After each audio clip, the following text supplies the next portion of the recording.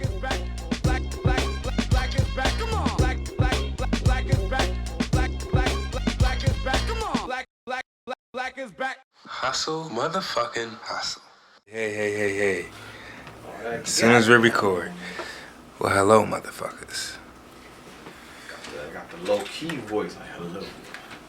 NPR shit. Yes. Solemn voices for solemn movies. Solemn. Was this a solemn movie? Oh, I mean, it has its moments, I think. Well, I mean, Yeah. the subject matter for sure. Yeah. Niggas definitely ain't happy. Fuck, my guy. My man's went through some shit. Ah, Oldboy. Oldboy. Oldboy. Oh. Patreon pick. It's like the choppers out there. I got it. Yeah, right. I was figuring out. Chopper City. Not in the ghetto quite yet. Your glasses, man, sir? Oh, there's some sunglasses up there. Yeah. Yeah, I got to some of that. You know, my eyes is fucked. So I be needing them sometimes. I got the fucking eye doctor legit said last time I went in there, he was looking at my eyes. He was like, "You got old man eyes." Like, thanks, Doc. Thanks. Yeah, thank you so much. Telling me my eyes is trash. All right, let's get some sounds on cue. Y'all get to watch me on Patreon and get sounds ready. Yes. I'm gonna swap some out. New shit. Throw some shit in here. Promos getting changed. Okay. I gotta find the homies real quick. Okay. Oh, that's definitely going in the bank. So I got a feeling I'm gonna use that. Alright, let's see. Promo. Where are you, motherfuckers?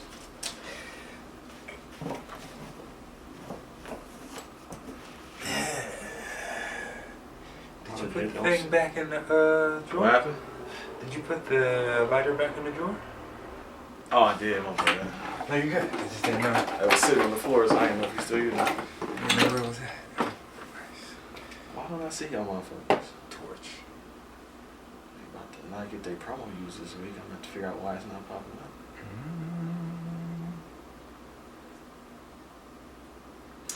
I'm so excited. Oh, there it is. I went right past the shit. Alright. There they go. Convert that shit to wave. Oh, I can't hear yet. Oh, this is new. I don't know what's going on. There we go. Or is he just... So Wizard, intro, outro. One of these can go. You too could have your promo placed at the beginning of our podcast. Just become a... Well, no, I guess not. Yeah, if you do podcast... The only promos we play are for podcasts, right? Yeah. Yeah, I guess you have to have a podcast, so... I mean, you don't have to. You can send me some shit. Show us love. Hey, Yeah. You could say like, hey, just wanted to let you know you guys are fucking awesome. Yeah. That could get play. Ooh, there's some shit. That's getting put on there. That's getting put. That's getting put on See, there. I don't know what's getting put on there. What's not. Everything is. What is it called? Another word for random.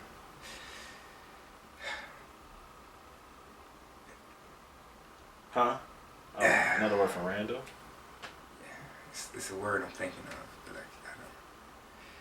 don't. That's taking a minute there. Hey, how y'all doing? I'm getting shit ready. You get to watch us get shit ready. Shout out to Voorhees, became a patron. He might be watching this. Yeah. Hello. I still need to make an isolated video of that clip from that video he was talking about. Alright. Arbitrary? That's not. It's a patron. It's fortuitous. Slapdash. Outro. Converts. I'm gonna put some beats on here if PJ wanna freestyle. I got some shit. Let's for go. him. It's processing all of them right now. Oh. I gotta remember to put them as WAV files so that I ain't gotta worry about this part. Ah. I made them MP3 files. They want them to be WAV files, which is not the norm. Yeah, everybody always asks me for the fucking MP3. Mm-hmm. I think that's one right there. Yeah, because, you know, the fucking WAV files can't always be played on everything. Oh, I'm doing this so the mic's not. I got just a few more and I'll be done. Oh, no, you're fine. Oh, they're all right under each other too. Good. Ha! Bye. Okay. We got I some had to show you the beats I got for the Patreon episodes too. Yes.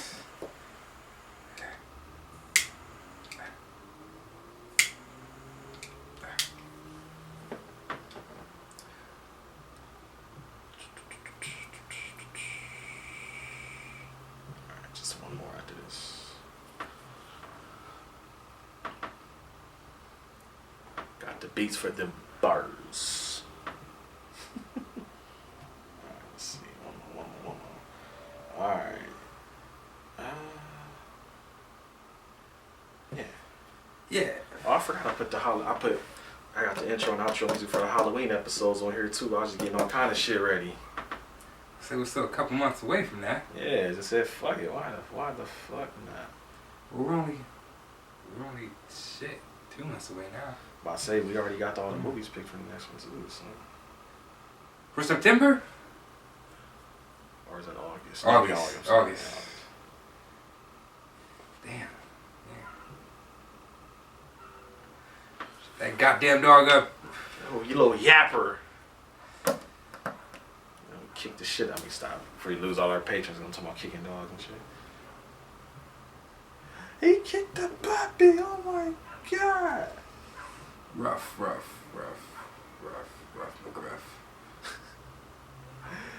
Alright, this is it right here. Alright, we're about to get this shit out. Make sure. I gotta figure out. I guess I gotta go in there manually and have to see how to switch the banks and shit now. Because I'm on the second one, right? How the fuck do you... Oh. I'm hitting the wrong button. There you go. So I guess I just gotta go in there and do it manually. Alright, I got you. I'll figure this shit out. Alright, so... I gotta make sure my shit's working. It's working. Alright, that shit's loud. Shit's hot, PJ.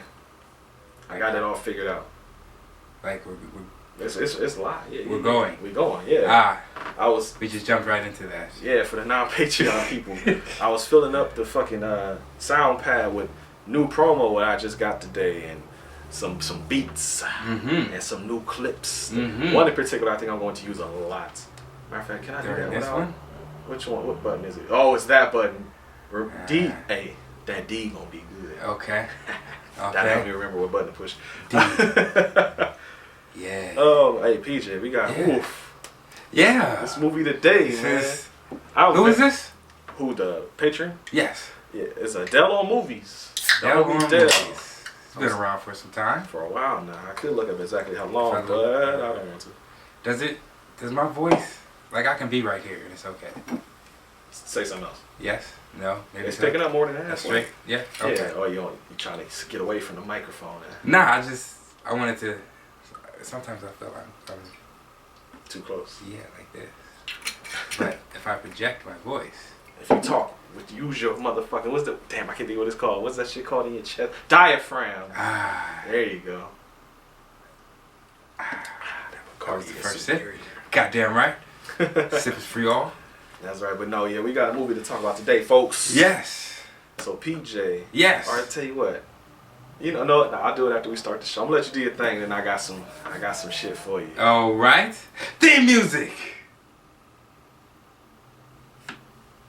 I hit the wrong button. I was gonna say, what the fuck was that? Was something. Okay. Oh, Britt fucking up already. Uh-oh. That nigga took a sip.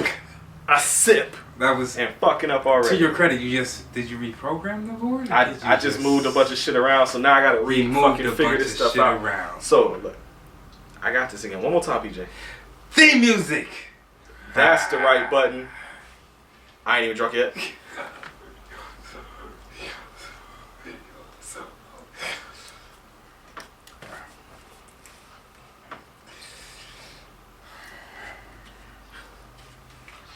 Huh? It's not enough. Not enough liquor. Huh? There ain't more. I got some of them beers in there. I got some more of that beer we had. The strawberry shit? You gonna grab you one? Can I get one? I got you. Shit. Liquor makes him happy. Hey, liquor literally made him run quicker. What am I missing? You want one? Yeah, fuck it. Yeah.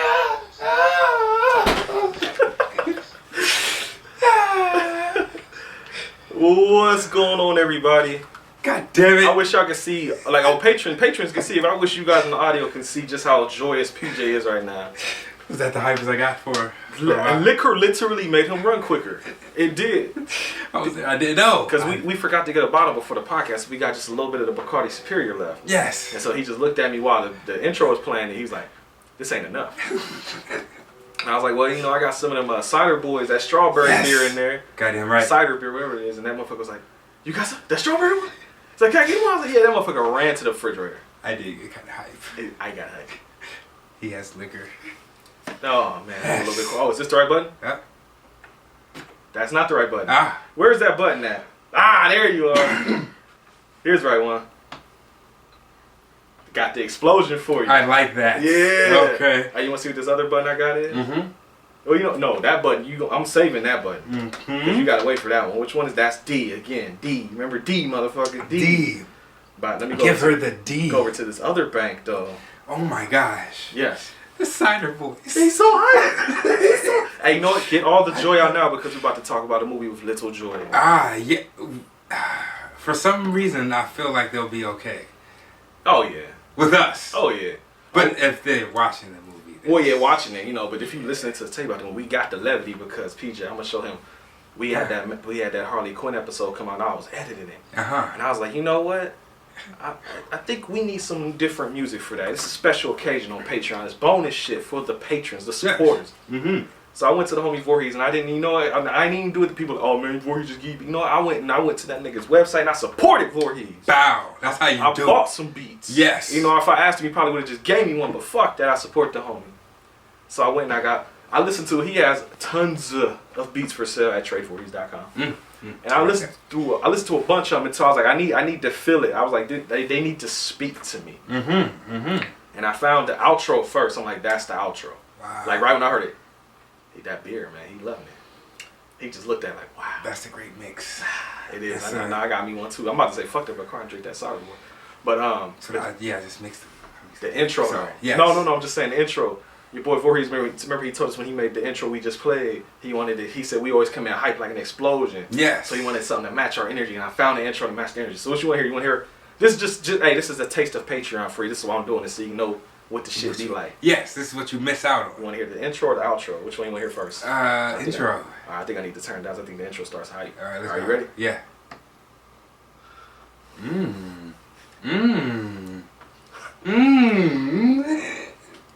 Okay. I told you. This is our intro for Patreon. Ooh, that's swift. Hey, Okay. Hey, look.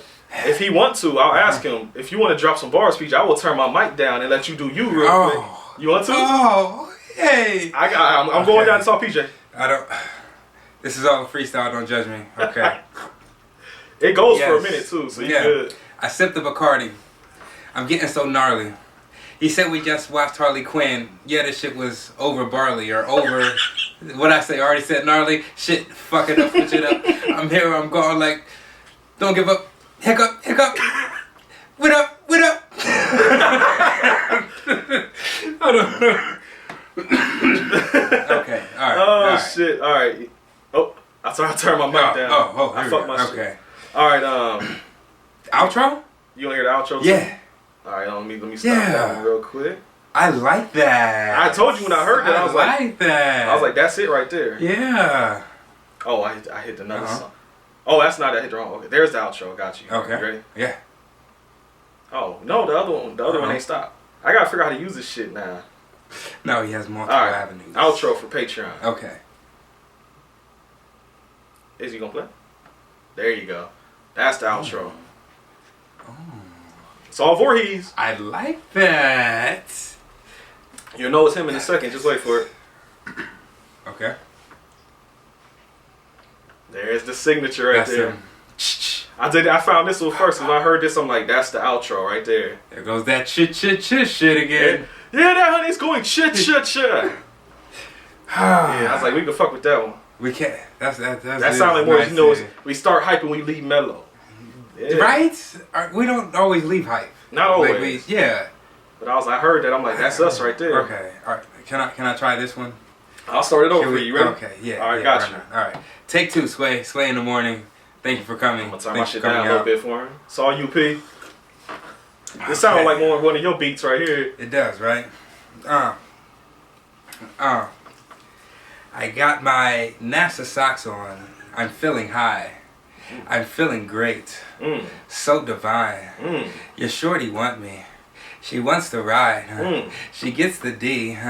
Like all the time. Woo! Overnight. In my mind. I can grind. So in my I don't. That's all you get. That's all you get. It's quick 4 bars. I don't. That's something you would have to write to. Right. That's hot. Yes. Couldn't hear it. But oh yeah, got a little mix for you. Yeah. Little mix for you. I'm learning how to do shit. Okay. All right. Let me stop. What we got? Oh. Nah, I said I'm just fucking around trying to figure out how to use these buttons. That was fun. That was fun. I got more if you want. Shit, I'll keep going. No, they're here for the podcast. That's true. If you want to hear the music, That could be some Patreon shit right there. it can be. I can do a quick 10-minute session, jot down some shit. There you go. Yeah. I'm gonna play just one more for you though. This Alright, for let's Halloween right here. Oh. There's a movie sample in there that we watched on this podcast. Will I know what it is? You probably well, you know the movie. Listen.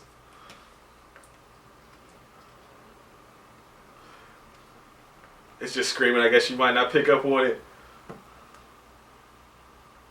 Don't got an idea yet. What if I told you the name of the song is "Americans Killed the Cannibals"? Holocaust. Cannibal Holocaust. Cannibal Holocaust. Cannibal That's Holocaust samples in the background. Ah. I'm pretty sure that's the part where they were burning all the tents and fucking with them people and shit. With the pigs and shit. The little piglets Yeah, were there. yeah, I think that's from that part. Damn. But yeah, there you go. I had That was very nice. That's very You know, fuck it. that's Just very one more. well Just done. Halloween too. Okay. That's the intro for Halloween right there. That's a. I used this as the outro last year. Oh yeah. The outro. Sorry. Wrong. Yeah, we ain't had a mixer yet though. Yeah. Sound like some of your shit again. Gosh, it does, right? Alright. I'm gonna stop now. That was 10 minutes. We're in 10 minutes right yeah, now? 10 minutes. God damn. Alright, PJ. Yeah. People probably done turned it off. That, Hey, this is what you get, man. This is great podcasting. We do movies, but we also talk a lot about music. You can't give me fire ass beats and expect me to not use them. Where's the beats? Yeah. That one's so much more like. See, that's like for hype shit. Then you want the old school one is mind blowing. Yeah. There you go. See, now I got them both. I don't have to do this to make it sound like an explosion anymore. I can just hit this H button. Yeah. Dropping bombs on it. Damn right. I like that. So like PJ, that. Yes. So this week we have Patreon pick number 28 from the homie Dell on movies. Okay. PJ, what did we watch? Oldboy. That's right. But what year did Oldboy come out? You told me. Yes. Because there's 2 old boys, so we have to say Fuck. which one it is. 2000. Shit. That's too early. 2004. I got to use my new button early.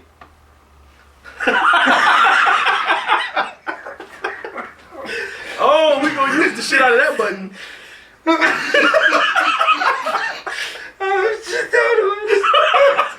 Call PJ on Careful camera. that. Yeah, that's a. Oh shit. Okay. That's from the fucking Superman movie. Oh, wrong. Yes. Came out 2003. He's 1 year old. He really got There you it. go. But what, you know what episode number this is? Of course. What's the episode? I'm finger on the button. Let's go. Come on. Fuck. 2:15. God. It's so much pressure now. I feel like. Oh, okay. 216. Are you serious? I would even double check. I wrote 216. Let me see what was fake. What he said. God damn it. It's 216. It's all pressure. It's pressure now. Oh. Oh shit. All right.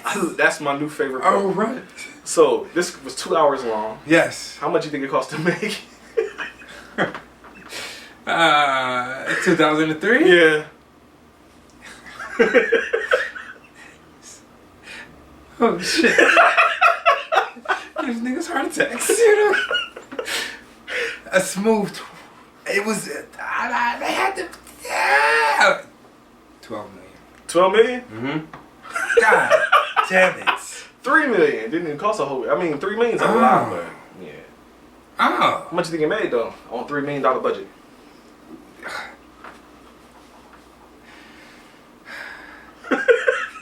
Double digits, I'll tell you that. 12 million. God.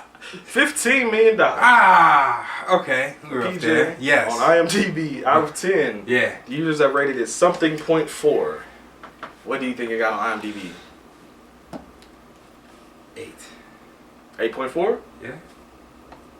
Got it. Goddamn right. Okay. Got one. Now, PJ. Yes. Over on Rotten Tomatoes, we got the critics out of 100% and cumulatively. What do you think the critics gave this out of 100%?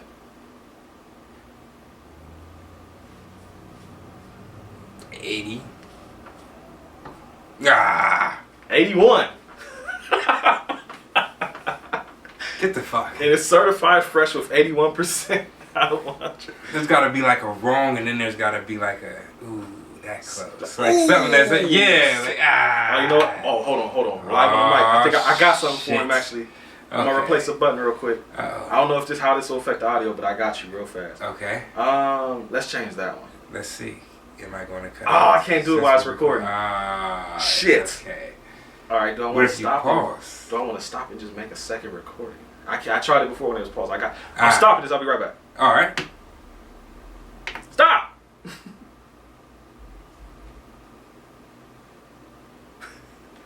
It's not gonna be exactly what you're talking about, but I got one you'll like though. You're about to just splice these together. Yes, it's fine. Okay. I've done it before. Okay. All right, so that's G. And, they're right. Okay, G. Oh, they're on top. Okay. All right, so I got buttons. All right. So PJ, Yeah. we're gonna try it here. Yes. If you get close. Yeah. It's so close. Ah. And if you don't get, I'll still push it so you know what it is though. Okay. But out of 100%, what do you think the audience gave it cumulatively? The critics gave it 81. Come on. What do you think about the audience? Come they on. liked it more or less? 87. Ah. One more shot. I'll give you. It's higher than the critics. 93. Oh. There That's you it. go. Yes. I said not exactly what I got. Yes. It's 94. Use one off again. It's not what I said. Ah. That's not what I said. Okay. Yeah. 94%. So the audience really fucked with it. Okay. All right, Okay. now the world is getting ready to hit the wrong button on me because I'm about to Yes. butcher some names probably, but I'm gonna do my best. Mhm. I don't have that button no more. I just took it off. This is directed by John Wook, starring Choi Min Sik. Wrong. No, fuck, I got you. You got it here. Yu Ji Tae, Kang Hui Young. Yeah, I saw the names I wrote down. I'm like, I'm about to butcher all these names and make people mad. I'm not even trying to. I tried to say the fucking name. Oh, PJ. How did Oldboy start? Was he in jail? God damn it. Alright, I go keep fucking with you. No. There's something that happens before that.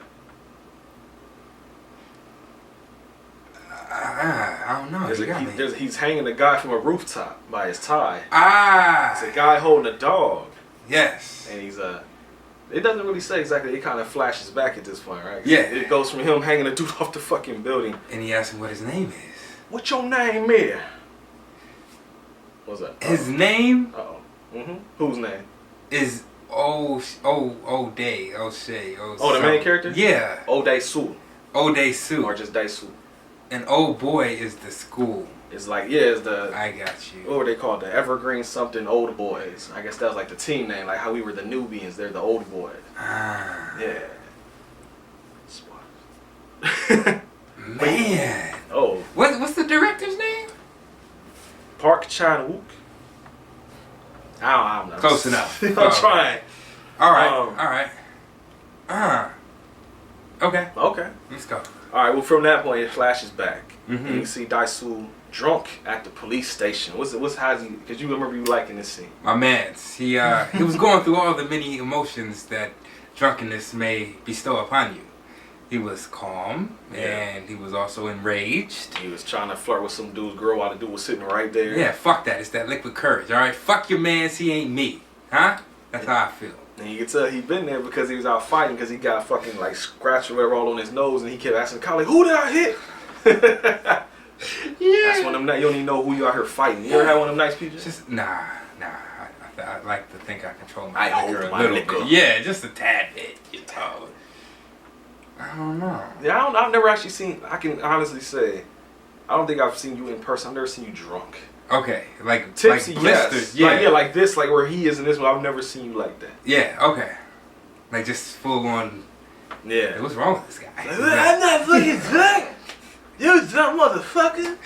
At your brother's wedding? I mean, I was drunk, You danced but I was. a lot. Yeah, I That sweated out. That was your thing. That Yeah, was- you were just on the dance floor. Every time a song come on, PJ running, then running. Yeah, that's my thing. Huh. That's good. Yeah, I hold my liquor. Oh, But this guy. So even when we went to Cincinnati, you got your drink on and all you do is run into started the club every dancing, time. Yeah. The fuck, I remember the Juvenile, the Back That Ass Up came on. Oh, have you seen he put out that okay, he made a face. Juvenile put out was it Vax That Thing Up or Vax That Ass That's Up? that ass. Yeah. Is that real? It's real. It's a real music video and everything. Like, I haven't really watched it. I saw a clip, but it's real though. That's real shit. What the fuck is going? What? Is that for money? Is that for? They want the peoples to get vaccinated. So it's like, how do we touch the youth? How do we touch the black folks? The youth. Youth don't know nothing about that shit. I think that's a song that transcends generations. You put on Back That Ass Up, everybody know. Yeah. The moment that first beats, whatever, come on. For the 99s and the 2000s. 2000s. Yeah. You know, everybody running to that. Nah, you're right. But no, I think too, also, like I said, we catch the youth and we also catch the black folks. How can we how can we get through to the black people? Juvenile. Get him on the phone right now. Juvenile and Manny Fresh. There God you go. damn it. I mean, Wobble your ass to the phone and call him right now. tell him that shit was whack. The remix, whack.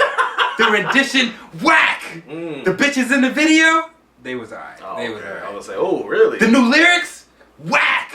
Oh, you saw the Vax That Ass Up? Yes. Oh, you saw it? Yes. Oh, I thought you was asking me like you hadn't seen it.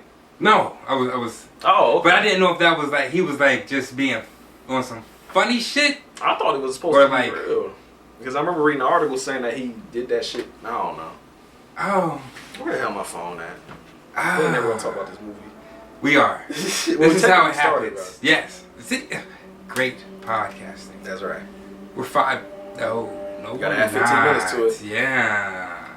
No, we're at our regular spot right now. Pretty much. If I said I would feel like a sellout. This is PSA music video. Wow. Says in these times, Vax That Thing Up is the party anthem we need for the culture. I don't know about that.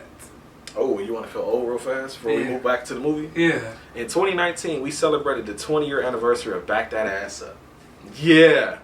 Whoa. That song is about to be 21 years old. I heard that when I was 22 even. I'm sorry, it's 29. I'm sorry. That was. That nigga made you choke. Yeah. Yeah. We're really fucking old. We're getting there. Yeah. Shit. I said, God damn. Alright, PJ. Yes. At the drunk tank, whatever, your man's is in there tripping. He's showing him, I guess it's his daughter's birthday, and he bought her some little angel wings. And he's like flapping them, acting all goofy and shit. But somebody comes in, his homie comes and bails him out. And the first thing he does is run to the phone to call his daughter. And then you go right into the credit sequence from that point on. And then immediately just straight hard cut to him being locked the fuck up. Yeah. There's like a little hole under the door that they slide food in. He's reaching out there trying to talk to the guard to let him out. Well, actually, I don't even, he just wants to know like why the fuck he's there, or who the fuck is this, and all What am that I being held for? What am I fighting for? Yeah. You assholes. I remember your face, you bitch. Yeah, I'll chew you up. Or as I got the Arrow 4K joint from the UK, so it's not asshole, it's arsehole. Yeah. Do they say ours? I guess. I'll kick your arse? I'll kick your ass. Wow. There you go. You sounded like fucking... Yeah. Fuck fucking Conor McGregor or some shit. Say it. Well, that's Irish. I was trying to do British, so I guess I was. One more time. I kick your ass. Your ass. What the fuck? Where's the R come in? It's Rs. Oh, that shit. Fuck, didn't mean it. Rs. It's like a fucking dog that got kicked in the stomach. Rs. Oh shit. Yeah, I don't know. Yeah. I just thought because at first I was wondering like, why the fuck are they saying R? But I was like, oh, this is from this is a fucking UK disc. That's right. But it's 4K, so it's region free. Biatch. Yeah. Hey. Yeah. That's how we hustle. Goddamn. That's right. I got the disc because I had seen this movie before, way back in like 2013. It's almost a decade ago. And I will see if my opinion changes throughout the episode. But I looked on IMDb and I gave this shit a 10 out of 10 on IMDb back then. We shall see if that changes. I was about to say, is that a spoiler or is that a... No, because that was almost a I don't decade know ago. which A way lot changes in a day. Yeah. Because remember, Kiss Me Deadly also got a 10 and I dropped that to an 8. So... Could I say, yes, real quick, that came out today? Yes. In Roddy Ricch's defense... from the clip, okay. Yeah, in Roddy Ricch's defense, sometimes when you're in the studio and you have the auto-tune on your voice... Oh, I forgot about the auto-tune shit. You kind of just feel like you can... When you get louder. Yeah, it makes you... It does something to you. Oh, okay. It's like I just know it starts out calm and then it just goes up and it's like, it's no longer appealing to my ears now. Simmer down, please. Yeah, Simmer. I'm good now. It's just like, it starts to get like Alvin and the Chipmunk soundy type shit. Yes. And then you got the auto-tune on top of it, which also makes it like squeakier, squealier kind of shit. That's why I don't like the auto-tune. Sometimes you feel it. Niggas need it though. Huh? Niggas need it. I need it though. Oh, well, hey, look, he said not me. There you go. Yes. Oh, and then also, to your defense of Kiss Me Deadly, Mike Backford watched it, and he said he gave it a 7. And he also what said... did I give you? You gave it like a 4. Yeah, I remember. And because he agreed with you that while he enjoyed the movie, there was points where it was very hard to follow. A lot of shit happening in quick succession. Thank you. So, and I even said the same thing. I was like, there's parts, and Nate, you hear when we were explaining the parts where I'm not even following it all the way, but okay. I still enjoy it. Which is funny because this movie, that's why I'm curious about your score for this, because this also has a lot going on, and it does a lot of shit real quick. People are introduced, plot points are happening, pow, pow, pow, pow. So I wonder if you disliked that movie for that reason, how you gonna feel about this movie? Because it's kind of, in a way, him trying to investigate and figure shit out. It's also kind of detective-ish too. But it's more... I will say. I'm just wondering. Okay. Because I was like, this is similar. It is. But your man's, like I said, he's locked up, and they won't tell him why he's in there, where he is, who the fuck put all that type of shit. And you find out that he's going to be there for 15 years. Yeah.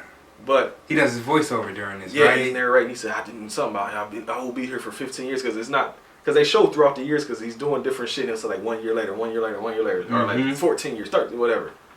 Because he just in there sitting in a room with a TV and a bed and not much else. He gets gassed every night when he hears a little tune. The gas is coming. Lay your ass the fuck down. They gonna come in and do whatever the fuck they do while you sleeping. Yeah, clean up your room and shit. Yeah. Because there's times where he's like punching walls and shit. And they come in there and clean him up, and bandage him, and they go about their motherfucking way. Yeah. But while he's sitting in there, you also hear a news report. And the news report is saying that the main character, Daisu, murdered his family. Or murdered his wife. And his kid, I guess maybe went up for adoption or some shit. So they never fully explained this, I don't think. But I take it as, well, shit, it's hard to say without spoiling the fucking end, though. Alright, we'll come back to it. Just come back to it. Every time we say we'll come back, we never come back. I noticed that when I'm editing. We never do. I'll just say this. Does it matter? I'll just say this. Okay. The person that... I'll just say this. I think the bad guy probably did bad shit and had him think, I ain't funny, you know what I'm saying? He set that up too, probably. You get what I'm... Can you dig? This is devious, motherfucker. That's what I'm saying. I don't think they ever fully explained that part. Oh! They just because on the news report, they just say, Daisu was always drunk and disorderly and fighting niggas, so he probably... It's like easy to figure, he probably would stab or kill his wife. 10 steps ahead. Yeah. He was fucking 20 steps ahead. God damn it. What is this? Okay, I'm sorry. This guy. Yeah, okay. Whoo. See, that's the... Is that the... Okay. Yeah, that's That's what the difference. we'll remember. Okay. We'll remember. Okay. Because I was the whole time just wondering. Okay. How is he gonna compare to Kiss Me Dead? Okay. Let's go. So that the news part happens, but then he's losing his fucking mind because I mean anybody trapped in a spot. It ain't been 15 years yet, but like after a week probably niggas being trapped in one How space. long do you think you could last? Like what? Well, that's the thing. I was gonna say he lasted 15 years, but they also say later that they was drugging. Yeah, that doing nigga to keep something. him from losing Yeah. his mind. But I mean, if I wasn't getting drugged, if I shit, I don't I know. think 3 months is. I'll say definitely after a month you're gonna start getting the itch and shit. Like, all right, I gotta get the fuck out of here, man. Huh. After just. I definitely. I mean, think, his shit looked lavish though. It wasn't like a jail cell. It was like. no, they a were dorm room keeping type him shit. comfortable and like cleaning him up and doing whatever at night, bandaging him and shit. Yeah. Like I don't know. He had like TV. he had the TV. He just didn't have interaction. That's the thing. Yeah, I guess it depends on how much you crave human interaction. And then he also, and then, remember, 15 years wasn't getting no pussy. Jerking off to K-pop girls on TV. Yeah. So that's a huge part of it too. Fuck. So you got to be basically fine with not interacting with people, which for me is whatever. But then that part of it though is like, oh, The no pussy. that's for the part that's 15 gonna years. suck. Even with the hand or the fleshlight or whatever the fuck they give you, it's not the same. No, it's not. So I'll say I give it people a few months before motherfuckers start to legit lose their fucking mind. If that even. Some people might break sooner. Extroverts will break sooner. Introverts have an advantage. I feel like I would break fairly early. Within I prove what I just said. Introverts are going down early. extroverts. Oh, sorry, extroverts. Yeah. Sorry, my bad. Yeah, I would. Yeah, give me. I don't know. In that type of environment, like it's not like jail. I still got TV, so I feel like I'm a good 2.5 months. You can't go to the studio. You can't fuck. You can't see your fam. You can't see your son. That's the point, actually. Because like I said, he couldn't see his daughter. You can't see Felix no more. Damn. Yeah. That's sad. It's like fuck everything else. You can't see your son. I can't see my son. Yeah, you see, that's the one that got him. So yeah. And technically, like I guess if his wife hadn't got murdered, he wouldn't see her either. But she was dead though. So. But then you also got to see. Then that's another thing that's on your mind is that in your mind you probably don't know exactly what the fuck happened. All you know is that your wife is dead and they say you did it. So the whole time you're like, did I actually do it? Was I drunk? Did I kill my wife? I don't know. So it's a lot of mental anguish, P. He is a drunk, isn't he? Mm-hmm. That almost makes me want to stop. Almost. But you know what? Here's As we to both you. take sips. Yes. He went back to the liquor. I went to the bar. Goddamn right. But well, you already said like he's in there jerking off to K-pop. That was my next note. But the thing he does next is I'm gonna train my body for because when I get the fuck out of here, I'm going to murder whoever the fuck put me here. Yes, vengeance is mine, saith the Lord. Oh, I found something out, PJ. When I'll be like, in the beginning. Like I said, I legit didn't know that was a Bible reference. I figured out. It's like, you know, there's things in your mind that like kind of gets deep in there and they just like stick and you sometimes don't remember where it came from. Like certain things you say or like actions you do. Yes. There's a fucking song on Fresh Prince and Jazzy Jeff's album, He's the DJ, I'm the Rapper, called, what is it, like Rhythm Tracks House Party Style or some shit like that. And it starts with, in the beginning, there were many. As time passed, few more, some shit like that. I was like, that's what the fuck I've been referencing this whole time and didn't even fucking know it. I'm gonna play it for PJ real quick, but I can't play it for y'all because it's copyrighted and niggas be acting like BS. But you watching? Yeah. Just, you know, keep on doing what you do. You listening? Shame on you. Pause. This shit right here. I was like, that's where the fuck that... Because it was like, oh, when I heard, I'm like, that's where the fuck that is in my head. Hey, this is it. So I'm like, I'm not referencing the fucking... I don't know.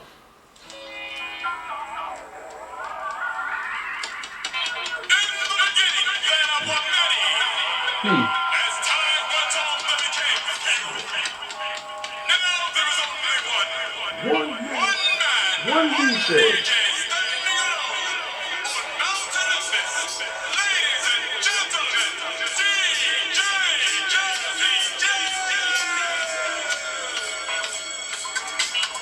That's where that comes. That's my shit too. Yeah, alright, Jazzy. Alright, get Jazzy out there. Yeah, that's what I've been referencing this whole time and I didn't even fucking remember it until I heard it and it was like a... in the beginning. So yeah, y'all all hear that and y'all think the Bible. I hear that and I think goddamn Will Smith and Jazzy Jeff. Yeah. That is how the that difference works. between you and I. What's the difference between me and you? Oh, Huh? Another hip hop. Yeah, see that? Dr. Yeah. Dre references. Torch. Fucking torch, bro. Goddamn right. PJ. Yes. Oh, that's what I'm saying. So he's like, I'm gonna get my body ready to fuck up dude. So he's like punching the shit out of a wall, and he's to the point where, if you like, they don't really focus too hard in on it, but if you're paying attention, his knuckles are flat. Yes. Laid all throughout the movie, That's like they right. just little circles, almost like he got like a nickel under his skin or some shit. Like that's how hard he was punching the To wall. for chisel 15 away years. at your fucking... Your knuckles. Yeah, it's like cartilage. That's just... But they say that's why, like, karate people hit harder. Or like Because they, like, boxers break and down... shit. Yeah, they Yeah. keep breaking down the cartilage, and it just rebuilds ever so... Mm-hmm. That's amazing. Body's amazing. That's all your muscles are. You know, your muscles break down and come back stronger, like when you lift weights and shit. No. Yeah, I'm pretty sure that's how that works. I did not know that. Yeah, it's like that's why the shit be hurting. 'Cause, you know, it breaks and it gets it gets Lactic hard. acid and all that shit. I guess. Like, Yeah. that part I don't See, know that about. sounds about right. I will take your word for that. That's what your man doing. He in there learning how to teaching himself how to fight by punching walls and doing shit. I seek great vengeance upon thee. Yes. And then he starts tattooing. Every year that goes by, he tattoos it on his hand so he can keep track of how long he's been in there. Yeah. But while all this is going on, your man's undercover is like chiseling a way out through the wall on some fucking Shawshank Redemption shit. And he actually reaches his hand out there and can feel the rain. And so he's like, you know what? Tomorrow will be 15 years. 15 years, I'm me leaving this bitch. Not being here a year longer. No, one more month. Oh, one more month. One Okay, more that's month, what it was. yeah.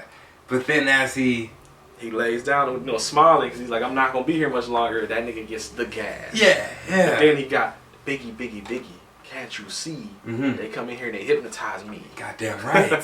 So a woman comes in and tells him, she's like hypnotizing him. When he wakes up, it's like you think it's like some grassy field or some shit, but he wakes up in a fucking like big ass luggage case, and he's on top of a roof.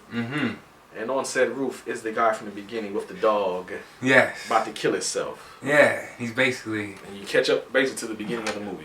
Yeah. He's like, hey, you know, he's trying to tell him, don't save me, He don't want to be saved. but he's really not worried about him. He's like, hey, this guy just let me out. It's been 15 years, and he lets me out on the roof, huh? He thinks I won't get down there? You know what? Fuck it. I'm gonna get down there. You, come off this ledge. Let me just talk to you So real quick. hear my story. Yeah. But before that, because your man been 15 years without human interaction, before he even says anything, he just goes over and like rubs all over dude's face. That's a like, meltdown. Yeah, like rubs his like nose against his, and he's fucking like reaching and grabbing all on your boy is mad confused. Yes, Eskimo kissing. Yeah. I think that's what stops him from jumping. He's like, what the fuck is going on? Well, he tells him, he's like, I need you to hear my story. Yeah. No, And then, yeah. so I guess he tells him everything that happened in 15 years because your dude, when they come back to it, is just like, fuck. Yeah. Like, what the hell, bro? I thought I had it bad. Yeah. Yeah. Oh, I wrote down the note. He actually tells him when he's holding him over the thing, he's like, I need you to delay your death. There Like, you don't go. don't like not kids, or just delay your death. You can die after I tell you my story. You can fuck off after that. Yeah, that's shit. He does, huh? Yes, because after he tells him the story, he gets up, walks away, and your boy's like, wait, you have to hear don't you want to hear my story too, or listen to my story? Like, nah, fuck that, I'm out. Yeah. I just need to get that off my chest. Yeah. You free to do whatever the fuck you want now. Yeah. We got shit to accomplish now. That's right. We got goals, nigga. Yes. So I sound like the charisma song for a second. So you're a philosopher? No, Huh. yeah. Heard that shit in my head. But he goes to the elevator, and I'm sure he's been in the elevator before this, but since it's been 15 years, your man's is, I guess, bugging the fuck out. I saw you looking. I didn't know where exactly it was at. He was looking at that bottle while I was talking, just like kind of reaching his head like, how much liquor is left? Enough. He gets on the elevator and he's bugged out like in the corner and he's screaming and shit. And there's a woman in there that's looking like, what the fuck is wrong with this dude? And when he gets off the elevator, like she's like telling the cop what happened and shit.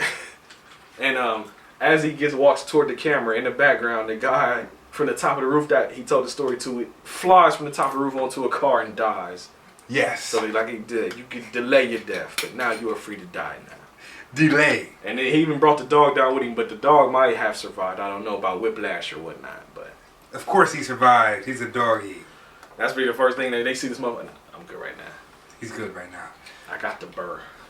Oh, you just mixed all that shit. Did you mix Bacardi and beer? And more Bacardi, yes. Yes, I did. The gold shit was the other. It's like a sandwich. It's Bacardi, liquor. Gold Bacardi. I'm sorry. Oh, gold Bacardi. Yeah, the shit that Superior. Yeah. Cider Boy. Yeah. And then more Superior. And cranberry and then cranberry. Boom. Right? Let's get a taste test real that quick. Sounds I like know a what fun the fuck time. that tastes like. It tastes like. Because that's apple, cranberry, Superior Gold, strawberry. Tastes like I'm getting fucked up. Oh, well, all right. Give me the damn Bacardi. Now I'm curious. Let me get like a shot of Let's go. cranberry. Here you go. Yes. Yes. Bow. All right. Yes. There you go. I ain't gonna take all your shit. Just pour it off. Just pour it off. Look at that. All this? Oh, Look at that. actually, ain't legendary. Come on, Right? yes. Woo! Look at this. That's not a friend. They just hear how hype that. Yes. Yes. There you go. All right, come on. That shit turn pink. All right, Come on. Let's go. That shit fizzy too. Oh, I can't. Yeah. Can I He hear said it? his fist like. I can't hear it. Damn it, that actually does taste good. Goddamn right. It's like champagne or some shit. It does, actually. Yeah. Ooh, this might be the new shit. Okay. Sorry. Oh, new ways to get fucking alcohol with Wow. You're right. I do get very hype over liquor. Yes, you do. I Don't know what told that's you. about. Peter, I told you. I said, goddamn. So, Uh-huh. after he gets off the elevator, my man legit just walks up on some random dude and takes his cigarette out of his mouth and starts smoking it. And of course, it's like a young dude and a bunch of little hooligans with him. And so they get into it. Well, I think they kick him, don't they? Because your man like flies back and as he falls on the ground, he just keeps puffing the cigarette like no fucking Yeah. Hey, man. First day out. Let me get the nicotine in me first, all right? Then we can go ahead and scrap. But first, I need to hit this. He said 15 years? Mm-hmm. 15 years of shadow work with the wall. Would that allow me to beat people's ass? Oh, he's like, well, can self-train for 15 years, help me in the real world. And then he starts whooping ass. Yes. He says, yes, it does. Yes, it can. Yes, definitely. He's beating the fuck out of everybody. Mm-hmm. Then he's staring at some fish in the fucking window.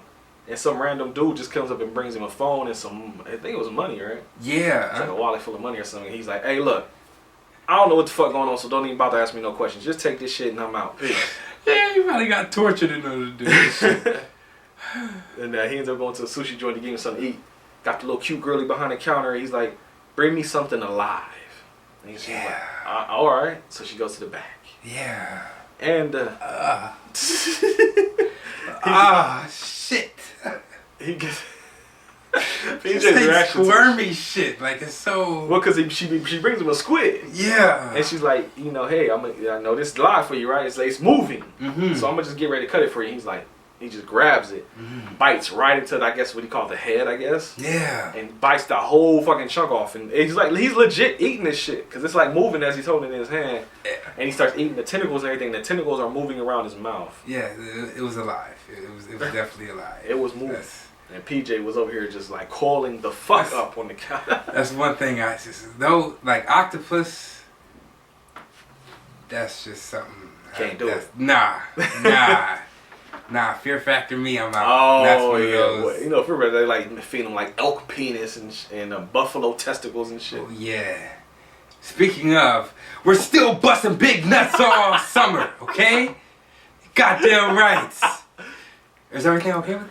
You good? Oh, vasectomy? I feel fine. Yeah? It don't even really hurt. Like, it's like... Fuck, I'm sorry. Just, I asked nah, on this shit we talk with about it. We talk yeah, about y'all it. know. They know. Nah, I told you I gave my PSA, like, don't be scarred if you want one. Yeah. I'm fine. Like, legitimately, like, since the last time we recorded, like, the hole's even pretty much, like, closed up on its own. It actually did close up on its own without stitches and shit, like they said. That's weird. It just looks like a little dent now, and it's pretty much filling up. Like, because it's like, every day I look at it, it's more and more and more and filled up and shit. Wow. It's just like, if I fuck around too much, like jump up and down or run too hard or something, my shit starts like because like you said, they're not really connected to shit. So they bounce around too much. It's kind of like, chill out. You get the jingling. There you go. Shit. Okay. But other than that, fuck. So you gotta wear briefs for the rest of your life. You gotta wear diapers for the rest of your life. I've still been wearing my regular boxers. Oh, and it's okay. I found out though, my brother was showing me they have compression boxers though. So it's just like boxers, but they like tighter, like compression, hold your shit together a little bit more. But they still a boxer. They're not like the tighty whitey type shit. Exactly. So I guess. Okay. And they work. Okay. So I'm good. Goddamn right. And everything else worked just fine. Goddamn right. It's been tested. Look at that. So yeah, it works. That's the only thing is, what was it? It was you got to wait like 3 months or I think 20 ejaculations. And I'm gonna just say I ain't waiting 3 months. Get the fuck out of here. The fuck is going on? That's what my dad even told me. He's like, because I was like, well, how long does it take? He's like, shit ain't take me long. He's like, I had some freaks to call to get that worked out. Oh, okay. 85's getting it all done. Yeah. It came from somewhere, folks. Goddamn right. Like father, like son. Okay. I honestly think it's like both, but I'm not going to get into it. There you go. Appreciate. Yes. Oh, as the girl he's talking to while he's eating the squid, she says something and then he just falls the fuck out on the table. The phone rang. Ah. She touched him. Oh, she touched him. That's what it was. Yeah. She was like, oh, because he was saying something about, you know, there aren't a lot of women sushi chefs because their hands are too warm. You need cold hands. Yeah. And she, like, while he's eating, she touches his hand. She's like, see, I must be pretty good. You know, my hands are very cold. Yeah. Some flirty type shit. Yeah. And when she does that, he just like, right onto the table. Passes over. Passes the fuck out.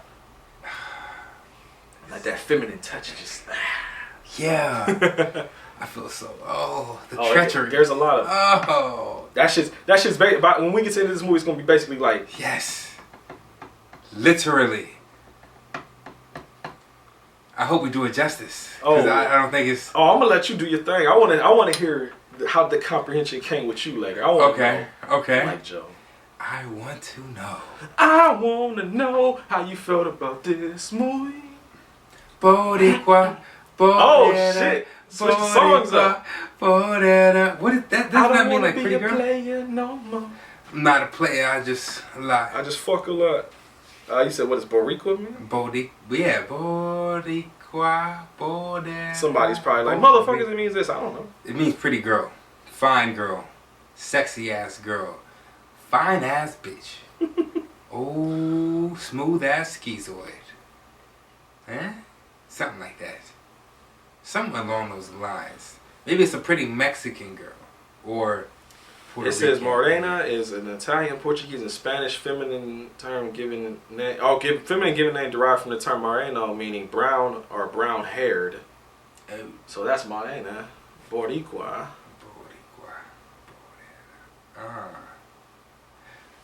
Ha! I guess I failed Spanish. That's what I get. Morena. Huh. Boricua. Hey, Boricua. Just tell me the goddamn. Come on. It says Boricua morena. It says dark-skinned Puerto Rican woman. Huh. That's what this definition is, I guess. Somebody will tell me what the fuck. If that's not right, somebody will tell me right. But that's One of you that's smart what they ones. told me. Okay. So there you go. One of you geniuses out there. Okay. But your man's Daisu ends up waking up at the sushi girl's house. The sushi girl, I'm gonna just say her name now. It is Mido. M-I-D-O. Mido. Yeah. And he she patched him up and everything. They're talking. Mm-hmm. She's like, she was reading. He got a bunch of because in the suitcase that he woke up out of, there was like a bunch of notebooks and shit. I think he was like keeping track of what was going on. His story. He said it's not only his like diary, it's his life story. That's right. My prison song. Yeah. Ooh, there's a movie reference. Oh shit. Never seen it though. Yeah, never seen prison song. You know, I play on BET every day. Yeah. What? But she was reading them, and your man's like, he got the fuck out of the bed with the quickness to go snatch his notebooks up and then kind of fetal position them in his chest while he would lay back in the bed with him. Yeah. And she like, all right, whatever, nigga. Hey, I'm about to go in the bathroom, but the door don't show the way and the lock is broke, so don't be on no bullshit, nigga. Fuck. Like, I don't think it's possible. Like, it's not. I'm trying to think. I don't know. I haven't had that much experience with my Being in prison? Nah, with in fatherhood, like for 15 years to pass, for me to say I wouldn't know that. Don't spoil. Don't spoil, yeah. So I'm thinking ahead, like when you. Like I said, when we get to the end and you explain shit, I'm gonna let you go hard, 'cause I know you got a lot to say about it. Yeah. Yeah. So we gonna get there. But okay. She goes to take a shit or piss, whatever she doing. Your man runs the fuck in there, kissing all on her, assaulting the shit out of her, and she like bonks him over the head with something. I forget what the fuck. Fuck, I just fucked it up. What'd you fuck up? Nothing. They don't think about it too much. Okay. And Yeah. she bonks over the head. He runs out of there apologizing. Like, I'm sorry. I didn't mean to do it. I should have done it. I'm sorry. And he's getting dressed to leave. But she's like, hey, chill out. She's like, hey, look, bro. Oh, did I write down? I didn't write down exactly the verbiage, did I? Nope, but I did write that though, so I am at the right part. Okay. She's like, hey, look. You know that song that you was jerking off to real hard in there with the K-pop girl? She's like, I ain't ready to fuck yet. Mm-hmm. But the reason I brought you here is because I like you, bro. So when I'm ready to fuck, I will sing that song, and when you hear that song, come get the pussy. And she's like, you know what? I might even be hesitant, but I'm gonna tell you now, keep trying to fuck. Do that. Because even if I'm hesitant, I want to, but I'm just scared. So just keep. Yes. It's it's weird, but it's like he kind of got a look on his face like, okay, Yeah. that's weird, but all right. Mm-hmm. What would that song be if a girl? If she was to sing you a song to let you know that it was like that, she ready. Yeah. Seems like you're ready to stop. You may be young, but you're ready. That's what I was. That's fucked for what happens later in the movie. That made that joke so much worse. Shit. But no, if like legit for me, it might be like if it's something like the mood song, like ooh, okay, it's like yeah. Close the door, let me give you what you've been waiting for. Teddy Pendergrass, nigga. Oh, let's go. Old school. Yeah, I'm going back. Okay. What about you? Back, way back. Oh yeah, check this out.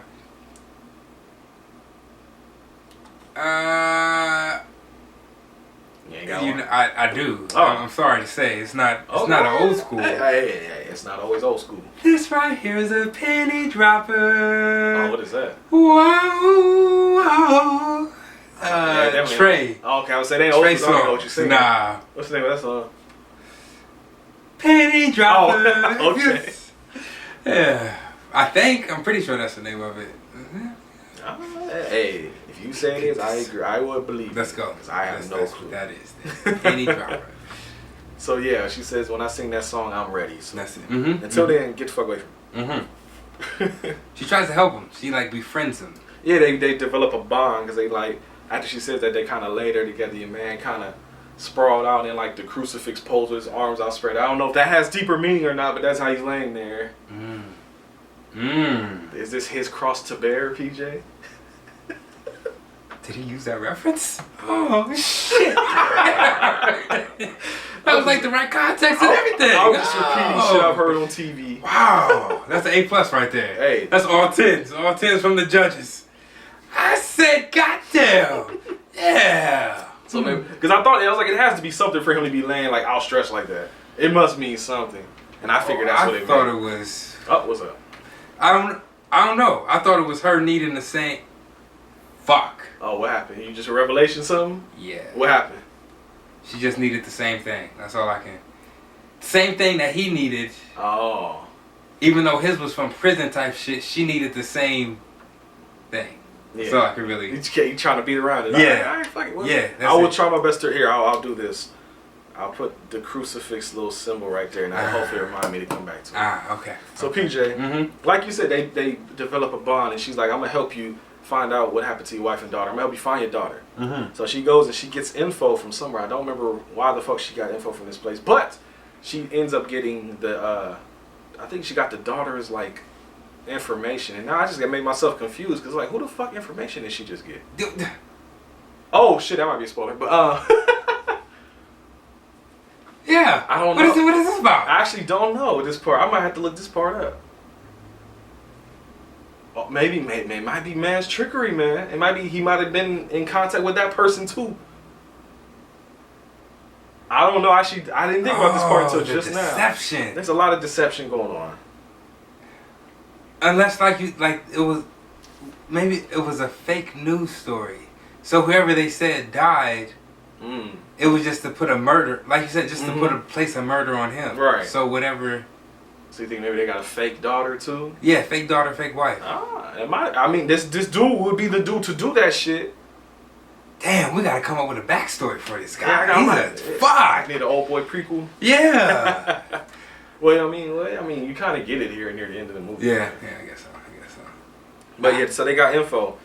But his next objective is to figure out where the fuck he was being held. Because all he remembers is that he got a clue that it had to be like a restaurant. Because he was getting, what the fuck? Whatever, like dumplings, I think they were. And so he had a piece of paper. They flashback to him having a piece of paper that was kind of ripped up. And it said, Blue Magic. Not Blue Magic. I'm thinking Blue Dragon. Blue Dragon, yeah. American Gangster. Yeah. Blue Magic. Yeah.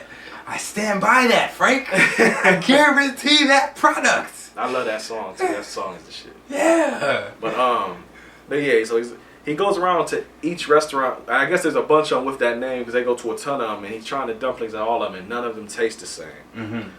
But eventually, they don't kind of give up on it, but they take a break. He's in the room chilling with Mido, and she's in the chat room talking. And so the dude in there mentions something about Daisu, and he comes over there, and he's like, "Who the fuck are you?" And the dude is like, he said something to him like, saying that I know who you are and I know where you like at right now. I know what you did last summer. There you go.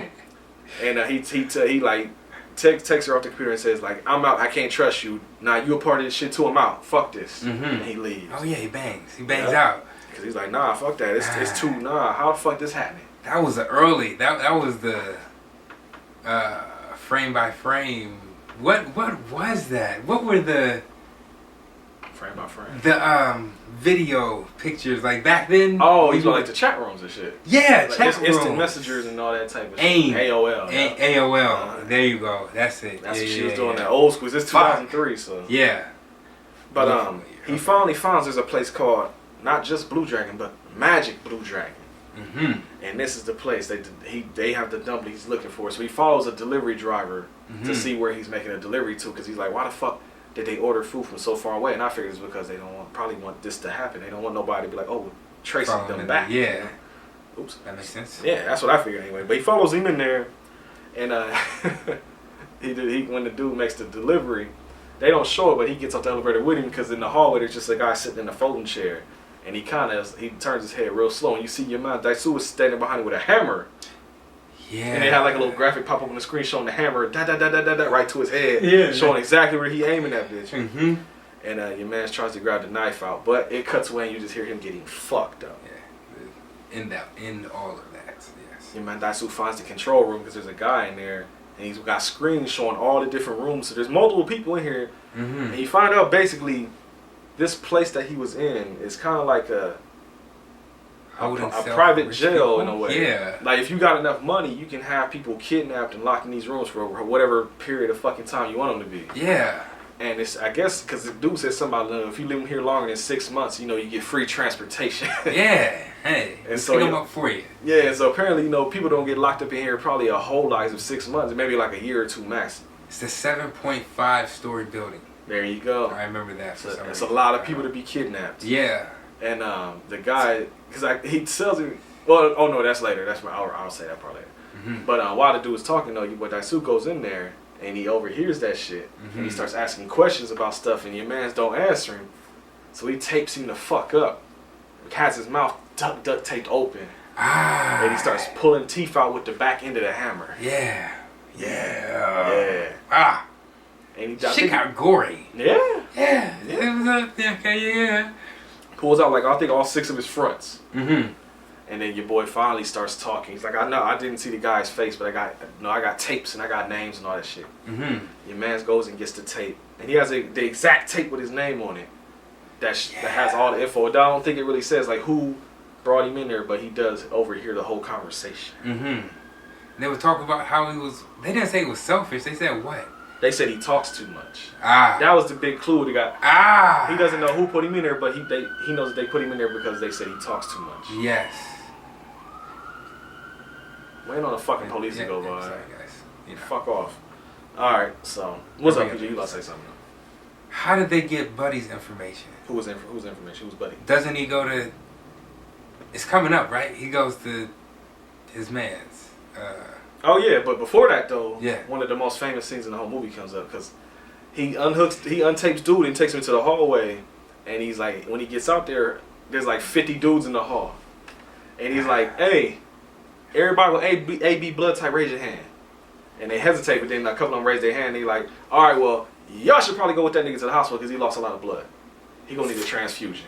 That's what I see. Okay. Tough guy line. Who got the same blood type? Hey, y'all go with this nigga. Is he dying? Everybody else? Yeah, whatever. Come on. Yeah. And he get into a hallway fight. Mm-hmm. And one of the reasons why it's as famous is because this is all, I'm pretty sure, one shot. And he just goes left to right, back and forth as he keeps fighting. And he goes on for at least 5-6 minutes. Yeah, strong. But it's entertaining. It is. It's like the raid type shit or something. Yeah. But he ends up getting, it's like 50 dudes. So he gets jumped, but he keeps getting back up. And at one point, they even stab him in the back. Yeah. But all that did was piss him off. Yeah, we don't feel pain around here. Like, I was in prison for 15 years punching walls. You think a knife to the back hurt me? The fuck? Hey, let me give you these hands, alright? Let me give you these knuckles. That's right, these flat ass grounded hard down. ass knuckles. Yeah, fuck. These nickels in my palm. Fuck. No way. Yeah. He ends up beating the fuck out of all of them. Mm-hmm. And then after he gets to the end of the hall, the elevator opens up. Mm-hmm. And there's like probably another 10, 15 dudes in there just looking like, oh, shit. This is it. And the next cut just shows your boy Daisu walking off the elevator, walking over the top bodies. Yeah, I am that nigga. I just beat all of y'all. Some of y'all are probably left downstairs. They're whatever, dead too. Them dudes felt like they all died. Yeah. Cause he had the hammer. I think he throws a hammer. Yeah, fuck it. And it's in closed space, so it's like crack, probably. They dead as fuck. Yeah, no more. But he's walking down the street just bloody as fuck. Mm-hmm. And he ends up falling down the middle of the street. Some dude runs up and is like, oh shit, you need some help? Like, you alright? He's like wiping his blood off, throws him in the back of the taxi, but he tells the driver the exact address of where Mito is. Mm-hmm. And then before he leaves, he shuts the door and he looks in there and he says something, and he says something about Dice. So he says his name. So your boy's like, who the fuck is this? Yeah. That was dude PJ. He was bleeding. He was following him. Mm-hmm. He knew he had followed him. Yep. Oh, you remember? Mm-hmm. I do. Got you. Yeah. Yeah. Okay. I'm telling you, we gonna break it down. Yeah. So. Niggas is dying today, dude. Damn. There's a lot going on out here, folks. It's a crazy world. Be safe. This is the weekend after? Question. Oh, yeah. This is the 9th. Yes, we record this. If there was a catering company that came to your job right on Thursday right and said it was random, right, but they had hot dogs, hamburgers, baked beans, and coleslaw. Oh, barbecue food, huh? Thank you! I'm not the only one. The leftover barbecue food. Like that's the only reason we getting this shit. They gave it to us on Thursday. Oh. And of course, all the niggas were like, what the is that not all the leftovers or all the... Everybody else, you know, it was just... Hey, free food! Yeah, that's so great for them to cater to us. Like, alright. Aren't they so thoughtful? And they eat like moldy ass macaroni. Yeah, right? Like, I didn't even... I got a hot dog. And that was it. That's it. Yeah. Our job, because since we never started working during the pandemic, they wanted to show us some love by catering some food into us. So me and Sean, other shift lead, we were joking. We went on there and they had a list of places that we could choose from, and I picked the one that sounded like the fancy restaurant. And I was like, I looked at how much it would cost to feed all of us. It was like almost $200-something. I said, that's the place. Tell them that's what we want. The most expensive fucking place we can get. Y'all gonna pay for this shit. Yes. But what was it? Like crab legs? It was like some like German like bratwurst and Wiener Schnitzel type shit. It was the most expensive. But then I was like, you know what? I was like, let's see another option. I was like, you know what the fuck would Chipotle charge for catering? Because they do burritos. Like, I wouldn't do that shit where like you do your own ingredients, because niggas ain't breathing all over my goddamn lettuce. Yeah. So I got the pre-made burritos. Them shit was $175 for 20 of them. Fuck. Right. I was like, hey, they can get that. It's fine. It'll be alright. Come on, Chipotle, put it on the tab. But we ended up saying fuck that, because they wanted us, I guess, to front the bill and then bring them the receipt.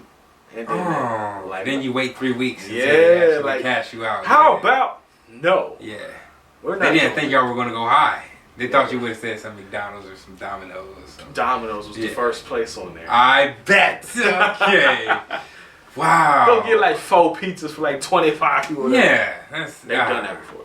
But four or 5 pizzas for like 25 fucking people. Shame on you. Shame on you. Wow. Wrong. Wow. Woo. So disrespectful. No, yeah, you know, around the holidays, that's when people get generous with shit. Cause like we need to get rid of this shit. You cheap bastard. You niggas should be happy with bringing you anything. Goddamn right. You bring me a check, nigga. Right? Pouring more beer into the liquor. Goddamn right. Where are we at? Oh, your man, Daisu goes home. Mm-hmm. And as he's fucking around, you actually see somebody in the building right across from him is watching him and taking pictures, snooping on his ass. And he's listening back to the tape. And that's like I said, he hears the part, you know, he talks too much. He's like, what the fuck does he mean? I talk too much. What the fuck? Mm-hmm. And so he goes to meet his homie, what is his name? Juan, at the internet cafe. How did they find this man? Well, that's his homie. So he probably knew where he worked at. Or he could find out. I mean, he could probably just like, hey, you know my nigga Juan? You know where he work at? Oh, he at the internet cafe? Got you. After 15 years? Hey, if I was to try to find you after 15 years, if you weren't at that job, I wouldn't know where to look. Well, that's what I'm saying. Maybe he's been there. He got tenure in that bitch. I'm here. I've been here. Yeah. So he gets on there. He's talking to him, trying to figure out some information. He was like, I don't know what the fuck going on. But, he gets into a chat room, though. And as he's fucking around, he gets a friend request from somebody named Evergreen. And he, like, adds him as a friend, and they start talking. And so, I forget what exactly Evergreen says to him. But he says something that was like, what? Like, you know, the exclamation point off the top of the head went off Metal Gear style and shit. Mm-hmm. So he goes back home and is interrogating Girly Mito. He actually has her tied up and shit. And he's asking her a bunch of questions like, yo, who the fuck are you? Who the fuck do you work for? Why the fuck am I suddenly getting friend messages in this chat room that you made for me or whatever? Don't remember? Like, yeah, but what did this lead to? I guess it led to, how the fuck? Damn it, my mind just blanked. How the fuck did he get the info to go next door? Because he ends up running next door. The cell phone. So he called? He got a call. Okay. I completely forgot that part. Okay. His man's called him, right? Mm-hmm. And said the there you go. address. He tracked it down. That's what it was. Okay. Boom. So he gave him the address. And your man looks out the window. He's like, nigga, that's right next door almost. Like in the next building. Yeah. So he runs down the steps, runs up to the next building. And you pretty much introduced to the villain of the film. Okay. His name is Wu Jin. Okay. He's standing there with his bodyguard. And you get a lot. I mean, you don't get the whole plot, but you get that, yo, this dude really don't fuck with Daisu. And because your man's even got the hammer ready to pull his teeth out. He's like, the old teeth interrogation, huh? He's like, well, I'll tell you what. See this scar on my chest? I got a pacemaker. And if I hit this button, I fucking die. You don't get no info. So he's like, so what do you really want? Do you really want the revenge? Or do you want to know why I had you put in jail? Choose wisely, motherfucker. Because if you kill me now, you'll never know why I put you in there. Yeah. J. Cole and this bitch. Goddamn right. So, of course your man puts down the hammer because he's like, I want to know why. So. And he runs back to. Oh, because as Wu Jin walks out, he's like, hey, you know you left a girl tied up with the door open, right? And then he hears screaming. So he like runs the fuck out back into the apartment. And what was his name? Mr. Park, the guy that he pulled the teeth out of that was running the little jail place, is in there with her. And their shirt is ripped open. They got her titties hanging out. And he's like, hey, what's up, homie? Have a seat. And they have his ass sit down. And they're getting ready. Oh, he kneels down in front of him. He's like, yeah, you like my new grill, right? Yeah, I got the new teeth that you ripped out. I got some new ones put in. Yeah.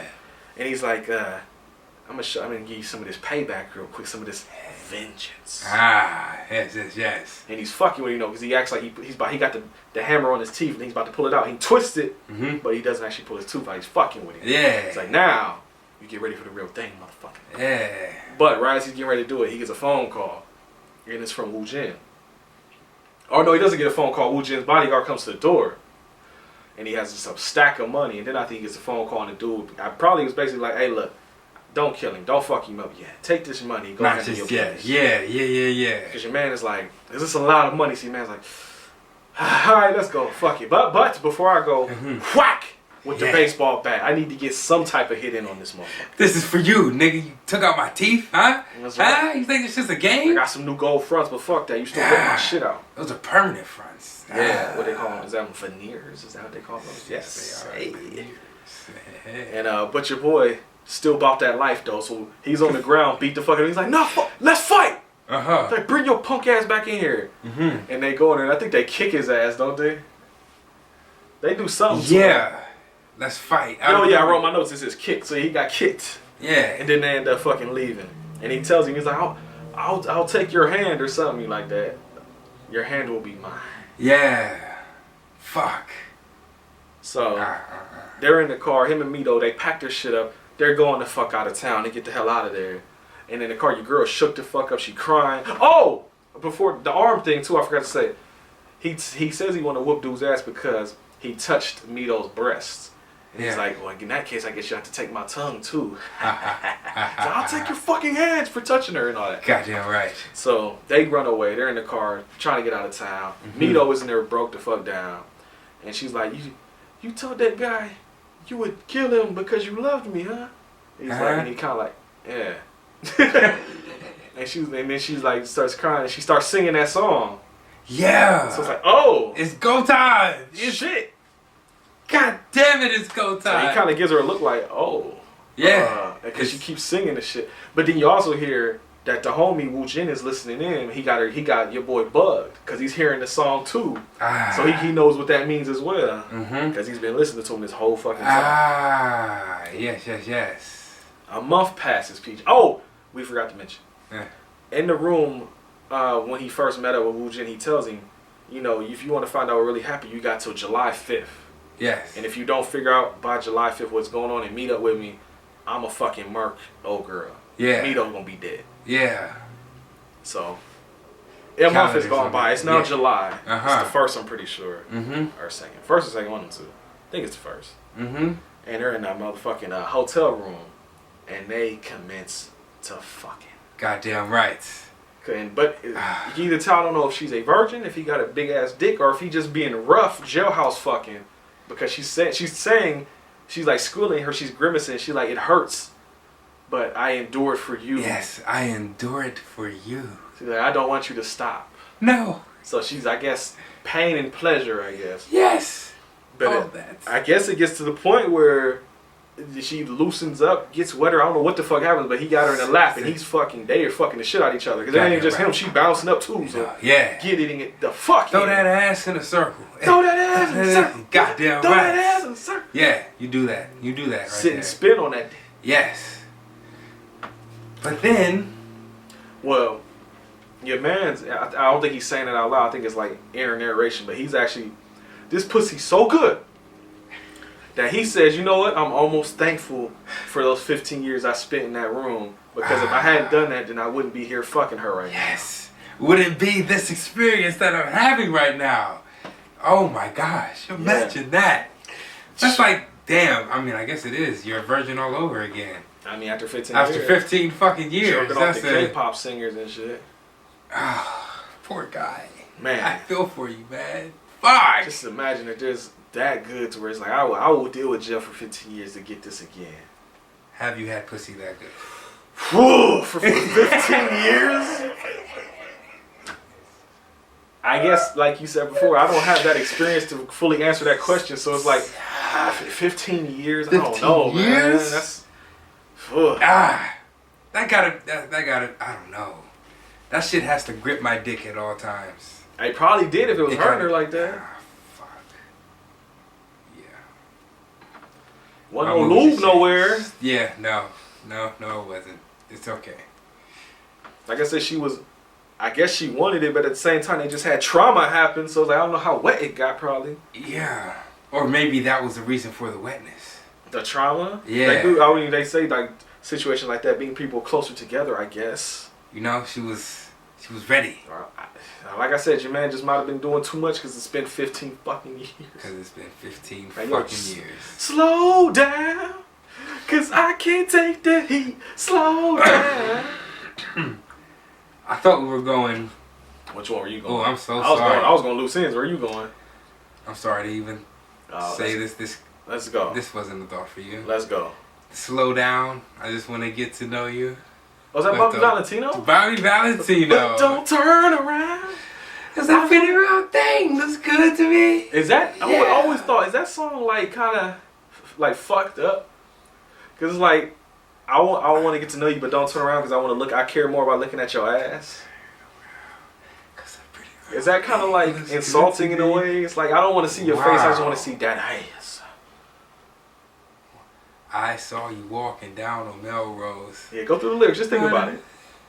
Wow. Yeah. Your body looked like an angel straight out of heaven, girl. Mm-hmm. Butterfly tattoo. Mm-hmm. Yeah, that's all. I love the navel. Yeah. And belly button's pierced too, just like I like it.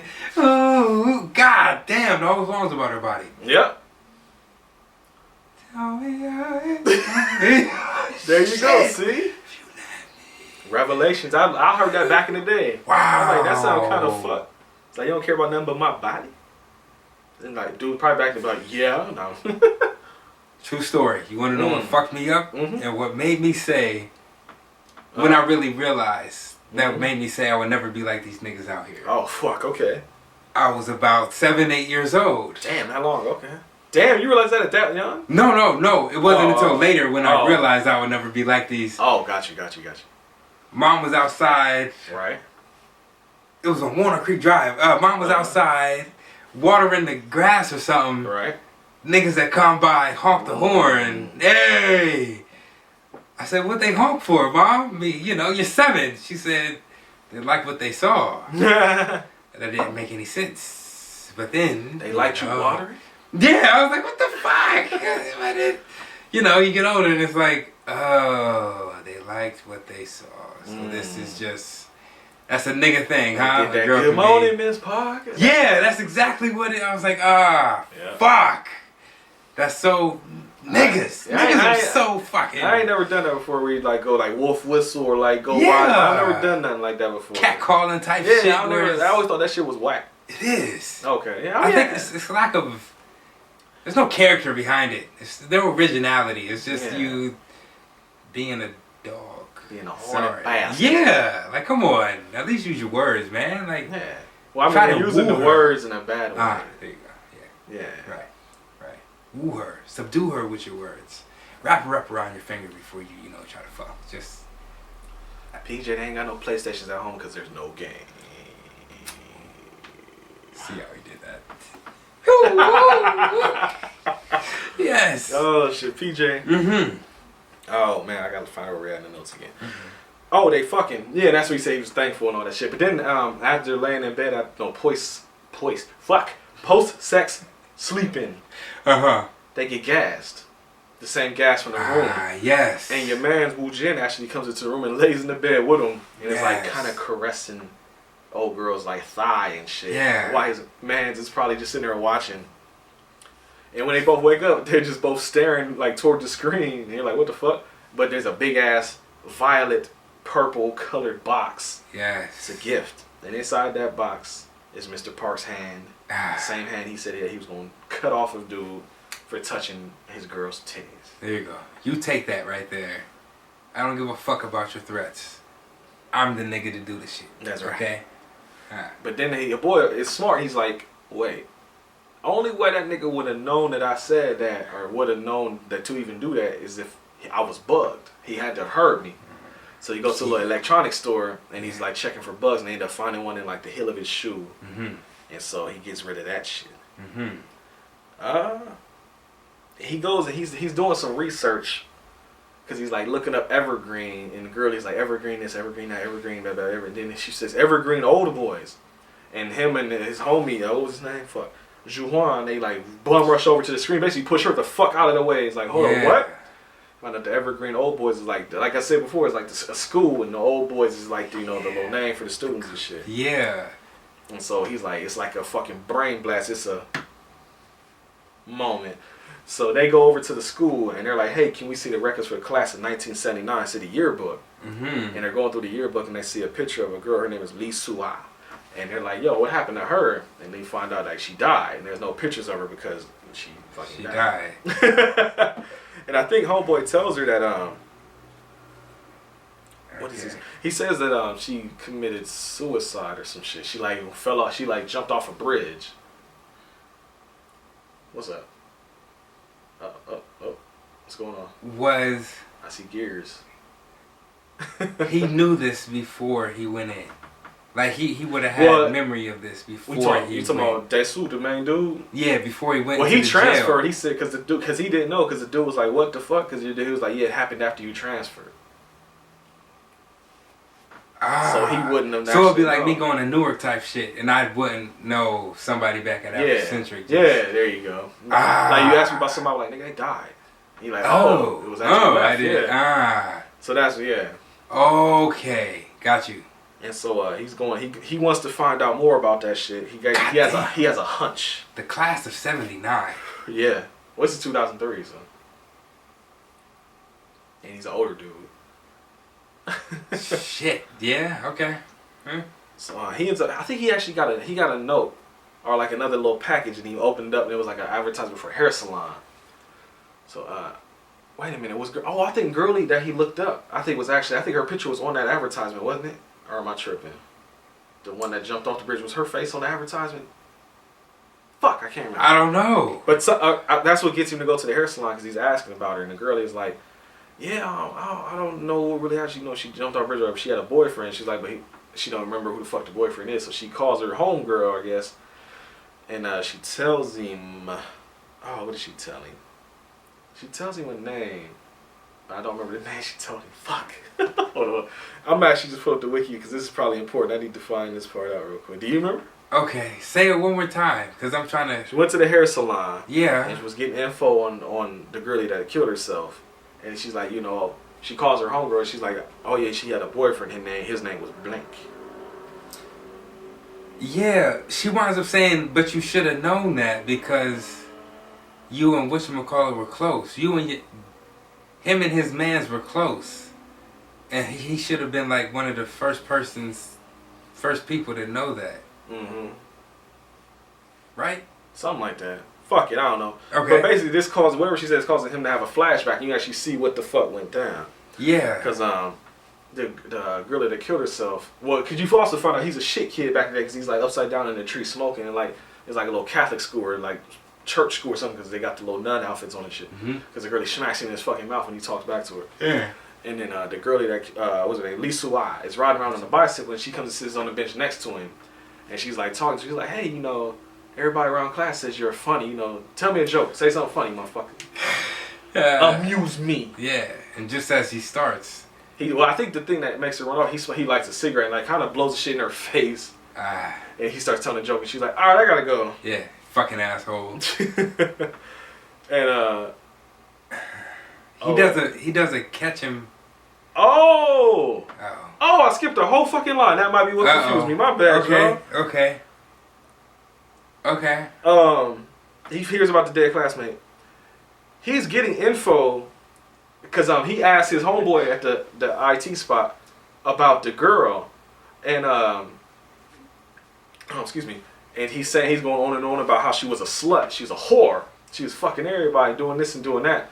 And the homie Wu Jin is actually on the opposite computer across from him, hearing that shit. And he's getting visibly pissed off.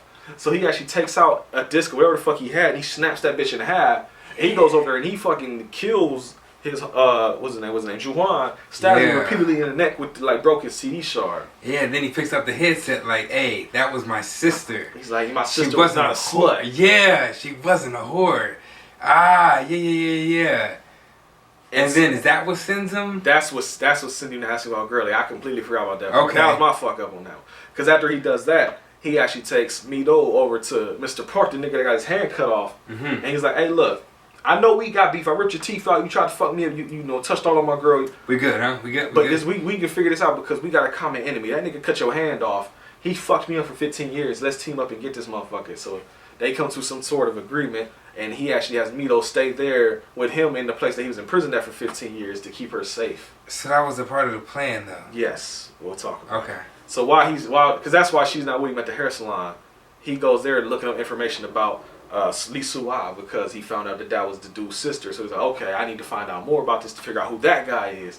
And that's why he's asking questions at the hair salon. And that's what triggers the flashback. Because I'm pretty sure the name that she says is the name of the motherfucking dude that he's looking for. Yeah. And that's what triggers the flashback. Cause then it all comes back to him once that happens. Right there, yeah. As he's sitting on the bench with her, she runs away. And as because he's walking through the actual school and he's like flashback reminiscing as he's walking through. He's like kind of like retracing his own steps. Yeah, he's following his younger self's steps. Yeah. to see what he saw as a young man. That's right. To bring that memory back. Yeah. And he gets to a window that got like it looked like a fucking bullet hole in it or some shit. Literally. And he looks through there and he sees Lee Sua and Wu Jin like in there. They're taking pictures and they're playing around. But then at one point, your boy Wu Jin drops to his fucking knees and starts like pulling his sister's panties down. Yeah. And it's like, and he, your boy, like, of course, like, oh shit. And of course, you know, girlie is that she's like, yo, stop it, quit playing, ha ha ha ha. But then he pulls them off, and then she's like, give me those. She takes the panties, and then he comes up, and he like starts unhooking her shirt, and then you think that she gonna be like, get the fuck out of here, but she actually takes her bra off like on her own.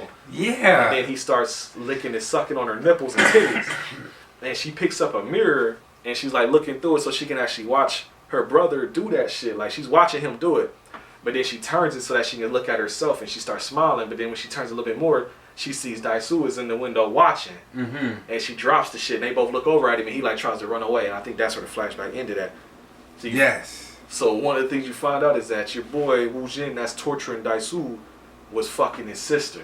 Yes. Yes. Got it good.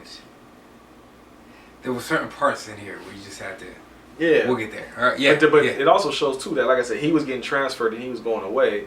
But before he left, he told the homie, I keep forgetting his name, Zhu Huan, the one that just got stabbed with the CD. He tells him about what he saw, but then he says like, yo, don't say nothing, don't tell nobody. But yo, I just that shit was crazy. I just had to say something. And he's like, yeah, I ain't gonna say nothing. But it's pretty much implied that that nigga went and said something because you also find out the girl that she calls, she says her name, and that name is the same person that he says is his girl. Back then, you follow me? The homie that he told what happened to, he was the Buddy boyfriend. on the computer. Yeah, the computer dude. Yeah. His girlfriend was the chick that the hair salon chick called on the phone that gave up the dude's name. So she knew the dude's name because Daisu's homie told him what happened, or he told the homie what happened. And that's why she said y'all two would be the best to know what the fuck happened to her. Because you saw that shit. Ha! Okay. Yeah, now we making connections out here, son. Okay. Wow. So basically, on some fucked up shit, this whole movie happened. Well, for one, because the nigga was being nosy, but for two, because he told the homie what happened, and the homie ran his fucking mouth, and that's why the homie had to fucking die in this movie. Loose lips sink ships. Sink ships. That's why you can't tell everybody everything. 'Cause it becomes a game of telephone after that. Like he probably told Girlie that, oh, you know, he saw a dude sucking on his sister's titty, and then that probably evolved into from multiple people telling the story that he was fucking his sister. I mean, that's some kid shit. That's Exactly. real life. And then it became what we'll talk more about later because he actually says what I'm talking about. Yeah, you get it? Yeah. Oh shit! Oh shit! God damn it! This man! Oh! Okay, let's go. I got you. Wow! Oh shit! But even after all this, so now at this point, Daisu knows the why all this happened. But he's like, "Fuck that! I still need my revenge." Yeah. So he found out where the fuck homie is, Wu Jin. He's trying to go up the elevator because he's looking at the buttons. He's like, all right, where would this motherfucker be? The top floor, that floor? And then like, no, he sees the P. He's like, penthouse. Mm-hmm. That's where the fuck he'd be at. This guy, if I was him, I would be in a penthouse. That's right. Yes. So he's just pushing. But you gotta enter a code. Of course, you can't just hit P and go to the penthouse. He tried the code for the basement. I peeped that shit. Yeah. But it didn't work. We're not delivering wontons, okay? Yeah. This is my house. Place of establishment. Yeah. Exactly. Yes. But he tries that. None of the codes work. But eventually, Wu Jin and his bodyguard just kind of walk on the elevator with him, and his bodyguard just kind of hits the code, like, "Fuck out of the way, I got this." Yeah. He hands him a gun. His bodyguard hands him a gun in the elevator, and he just kind of looks at it like, we might use that for later. Yeah, we'll need this later. Oh. Yep. Yeah. Oh shit! That button This whole thing! Oh my god! Okay.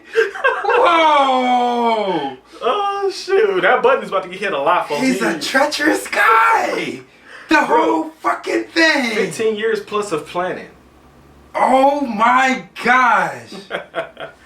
So, like I said, I'm about to let you go off in a minute. I'm gonna just get this part out there, and I'm gonna let you go hard on. Oh my gosh! But he puts the code. The code is 0604.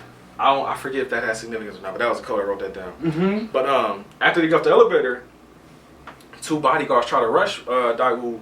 He grabs the fucking toothbrush, breaks it in half, and stabs one in the eye, and I think hits the other in like the neck or some shit. So they die immediately. Mm-hmm. And when they're on the elevator too, he says, he just looks at dude and he says, "You slept with your sister." And Woo Jin is like, "Yeah, we'll talk about that once we get upstairs." Yeah. Now not the time. Come on. And he says it again because your man has a habit, like he gets in the shower and he just walks out into the room butt ass naked to change clothes. Like, fuck y'all gonna look at my dick swinging. Yeah. He has a habit of moving on with his life and just leaving you in the balance. Yeah, like, exactly. Hey, what the fuck's going on here? Hey, I know what I'm about to do. You can either sit there, you can partake in this conversation, or you can just sit there and look like an asshole. Yeah. Either way, it doesn't matter to me. Get fucked either way. Like, yeah. Let me put on this nice suit real quick. Yeah. But after that, your boy repeats the shit. He's like, "You slept with your sister," and pretty much, you get the whole. This is where the whole drop happens, pretty much. Okay. Because like I said before, Daewoo caught Daesoo. So I keep calling Daewoo. Sorry, Daesoo. He caught homie Woo Jin fucking his sister Lee Soo-ah. Oh, not fucking. I'm sorry, but sucking on her titties and touching all on her. Mm-hmm. He told the homie, and then that homie went and spread a rumor, and the rumor became so massive because, like I said, it became the telephone scenario where it becomes. Now it got more extreme. It went from, oh yeah, he was sucking on his sister's titties, to, oh, he was eating his sister pussy, or oh, he was fucking his sister. You know, it just became worse and worse as it went on. Mm-hmm. And of course, rumors like that will fuck you up as a kid because you got to go to school and deal with that shit. And he said that there were rumors, then a rumor started that she was pregnant. Yeah. And he was like, it's crazy because the more and more she heard the rumor, the more and more she believed it, and her stomach actually started to grow. So it's like, I don't know if that was like she actually got pregnant or if like she just was bugging the fuck out. Maybe she getting fat. I don't know. They don't really go into it. But it's like, but then basically in the movie played out like this rumor got so bad that mentally she got pregnant. She stopped having her periods. Yeah. Yeah. Like, but this rumor actually caused her to get pregnant. Like, see, that was a stretch. I didn't know if they were going for she was just a promiscuous girl, and that she. I don't know. I didn't. There were certain things that still needed to be explained. Like you said, that were just. But the drop. Is this? This is the whole drop? Or go this ahead. Fuck it. Go ahead. This is it. Where? Yeah, I'm gonna let you do you right now. You've been waiting to do it. So you find out that because of this, because of what has happened in this man's childhood, he has waited and plotted and strategically planned these treacherous ass events that it's partaken in. I got an answer for you. There's a whole wiki for this movie. Thank you. It says, and this is kind of just in the middle of a paragraph or sentence. I'm just gonna read this part right here though. Okay. However, the rumor grew to say that Soo-ah was pregnant, and she began to believe it. She displayed psychosomatic symptoms that made her appear pregnant. Believing that everyone would find out about her and Woo Jin if the child was born, she resolved to kill herself. So I guess it's like I said, symptomatic symptoms, I guess. So it's like you appear pregnant but not actually pregnant, like your mind is fucking your body up somehow. Like that's how bad it got, I guess. Like I've heard of that. Because I've heard of shit like that. Like with hypochondriac people, like you kind of mentally will yourself into being sick and shit. Yeah, like you. So it's like she wasn't, like I said, it might have just been maybe she was stress eating and maybe the stomach grew a little bit and she's like in her mind that's pregnancy and so her period got fucked up or something. She did it to herself. Or like basically her mental was fucked up. Yeah. So yeah. And because your man did this, it made her kill herself because it was too much for her brain to take in a high school age. So what did he do?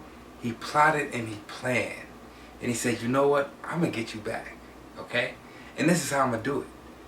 Every little thing from after you get released. No, I'm sorry. I ain't even cut you off. I just saw something. I saw another thing. It says phantom pregnancy.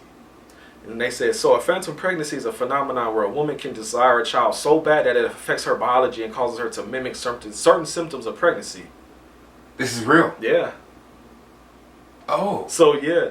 Basically, they say, so because the rumor about this girl being pregnant spread, it caused her to experience the phantom pregnancy phenomenon. Only nobody, including her, knew what it was. Oh. So she really thought she was pregnant. Yeah, and I guess like I said, psychosomatic symptoms. Like yeah, shit, she had symptoms, but not actually. That's how bad it was. Yeah. You know, fuck it, that one too. Both of them. Oh my gosh. This shit just gets better. Okay. Yeah. Shit. Fuck. So he basically set up everything. He was like, "Yo, look at where your shorty's at right now." Okay, I set up the. No, I'm sorry. It gets any better. Oh my god. I just another revelation. Yes. Well, no, I'm sorry. I'll save it because that revelation comes later. So never mind. Keep going. My bad. I got you later though. Okay. Okay. So do you think? My bad. I got you. I ain't gonna say shit. Fuck. I just want to get it out now. Get it out. Fuck it. He what's up? Did we say we didn't say that part yet though? Did we? Huh? All right. Well, we'll save it just a little bit longer. Okay. Because like I said, I want to get the part about him out too. Okay. Yeah, he tells him all that shit, but then he also your boy Daisu was like, "Yo, you know what? That's bullshit." Because look at this photo. This photo is dated, July 5th. Mm-hmm. If she killed herself, then who the fuck took this picture? Mm. And he's doing his detective work, and your boy just the whole time just like, "You silly bitch, you're wrong." Yeah, yeah. She killed herself. He said. Mm-hmm. Yeah. And he tells him, he's like, "You ever heard of post-hypnotic suggestion?" He's like, "What the fuck is that?" He's like, I hypnotized both. Not only you were hypnotized, your girl Mito that you've been fucking, I hypnotized her too. Yeah. Got both of y'all motherfuckers. He's like, think back to the sushi stand. Mm-hmm. He's like, you think it was fake that you two just happened to meet up like you did? Huh? You think it's fake that she just so happened to want to take you home and fix you up after all that without really knowing you? You think it's fucking fate that you fucking fell out when she touched you? Huh? You like, think it's fake your cell phone fucking rang? Huh? He's like, remember when she touched you? Like, remember when you answered the cell phone? Yes. And you heard a certain phrase. Yes. And it made you feel a certain type of way. Huh. That was planted. Yes. Remember when she touched you and you fucking passed out for no reason? That was also in Remember you're hungering for some fish. Yep. That was planned. God damn it. Everything was planned from the time you got out. He's like, you're asking the wrong questions. You keep asking, why the fuck did I imprison you? You should be asking yourself, why the fuck did I let you out? Woo! Shit! Come on, man! That's a man that thinks 10 steps ahead. Okay. And your boy is like, you can tell he's getting giddy. Like almost how PJ is getting giddy wanting to talk about this shit. He's getting so hyped that he pulls out a laser pointer and he's kind of like moving it all around the room slowly. And he kind of like giggling and shit, like moving it around. And he eventually stops it on another one of those purple boxes. Mm-hmm. Yeah. And he has Daisu go open it. And he takes the lid off, and it's another box in the box. He opens that box. Or no, it's a book, I'm sorry. He opens up the book, and it's a picture of him and his wife and child. Yeah. And he's flipping through it, and it's pictures of the wife with the kid and all that, but then it just becomes pictures of the kid. Yeah. And he turns it, and the kid's getting older. The kid's in school. The kid's doing this. The kid's in college. And then you see a picture of the girl with Daisu as they were looking for the Chinese food restaurants. And then another picture is them in the hotel room fucking. So PJ, what is the revelation here? He fucked his own daughter. Your boy Wu Jin to get revenge on him. But he didn't know. Okay. He didn't know. It was Yeah. all hypnotically implanted type shit. To get revenge for that rumor being spread about him fucking his sister and her killing herself because of it, Yes. he got him to fuck his own daughter and fall in love with her at that. Yes. But it was all like neither one of them knew. They both said when they first met, you look very familiar. Yeah, they recognized And I each other. swear I thought that was a split second was like, oh, that's the daughter right there. But it was like the way it went. Mm-hmm. It was like no way. They that's probably the wanted you to daughter. think that so that they can twist it on your ass. And they got me. They got you. me. The fucking treachery. Yes. He got him. And he starts fucking with him because he's like, you dumb, right? He's like, you really think that your girl gonna be safe over in that motherfucking place where I had you trapped at? Huh? He's like, you think just because your man lost his motherfucking hand, he was gonna be on your side all of a sudden? Huh? I'm like, bro, I took his hand, I gave him a whole building. Come on. And then your boy starts getting panicked because he's like, she's in that house with dude right now. And they actually cut to her. Remember the angel wings that he bought her in the beginning of the movie that he said he's going to give her for her birthday? They're in the room and she's trying them on. Yeah. So it's like, yeah. Yeah, that's her. And your boy, of course, gets pissed. And he starts charging towards motherfucking Wu Jin, but then the bodyguard is whooping his ass. Yeah. Throwing He him, shall not pass. throwing him all over the place. No. And then eventually he stabs somewhere along the way. He stabs the bodyguard in the ear with in the a scissors. scuffle, he jabs him in the ear and kills him because the bodyguard, and like I said, adrenaline is pumping in the fight. He don't even realize he just got fucking impaled in the ear because he's just kind of standing there and he's like, "The fuck?" He's like, "Blood come out." The fuck is this? And you could see the brain shutting off. His eyes start to flicker, and he's like twitching a little bit. Then his eyes roll back, and he twitches more, and he just kind of gets stuck, almost like a statue just twitching. And your man Wu Jin just comes up and shoots him in the back of the head, putting him out of his misery. That's it. Shit. Yeah. Yeah. So and then you also find out that not only is it his daughter, but your man Wu Jin has secretly been raising her since she was 3. So he basically erased her memory from the start. Like your name is actually Mido, and I mean all this type of shit. And so that means that the address That explains it. There's the address. Yep. I told you he set that up too. Oh, he's a devious nigga. This guy. Okay. So then, yeah. He said you trust it. You trust that? Huh? Let me tell you something. He was like, you really trusted this nigga that you fucking ripped his teeth out. You really thought he was gonna protect your daughter, huh? And right at that moment, the phone rings. Mido's on the other line and she's crying. She's like, they got me in this room. There's a box in front of me and they're forcing me to open it. And your man is like, Daisu was like, do not open that fucking box. He's like, no matter what happened, no matter what they do, no matter what they say, do not open this motherfucking box. Yeah. And he gets off the phone. Oh, what's up? The box was the same as his. It was good. box. She was gonna find out too that she was the daughter. Yeah, that's why he didn't want her to find out because he would have fucked her up. Oh my God! Oh my God! Okay. Oh yeah. So don't open the box. And then he look. Okay. He has a real father moment. All right. Yeah, you the parent. Like, look. I beg of you, please. Whatever the fuck I did, you're right. I talk too much. You are fucking right. Whatever you do, I am so sorry, alright? Just please spare my daughter, okay? Does she know who I am? He doesn't answer. Your man is a statue, okay? Your man does not budge. He crawls up to him.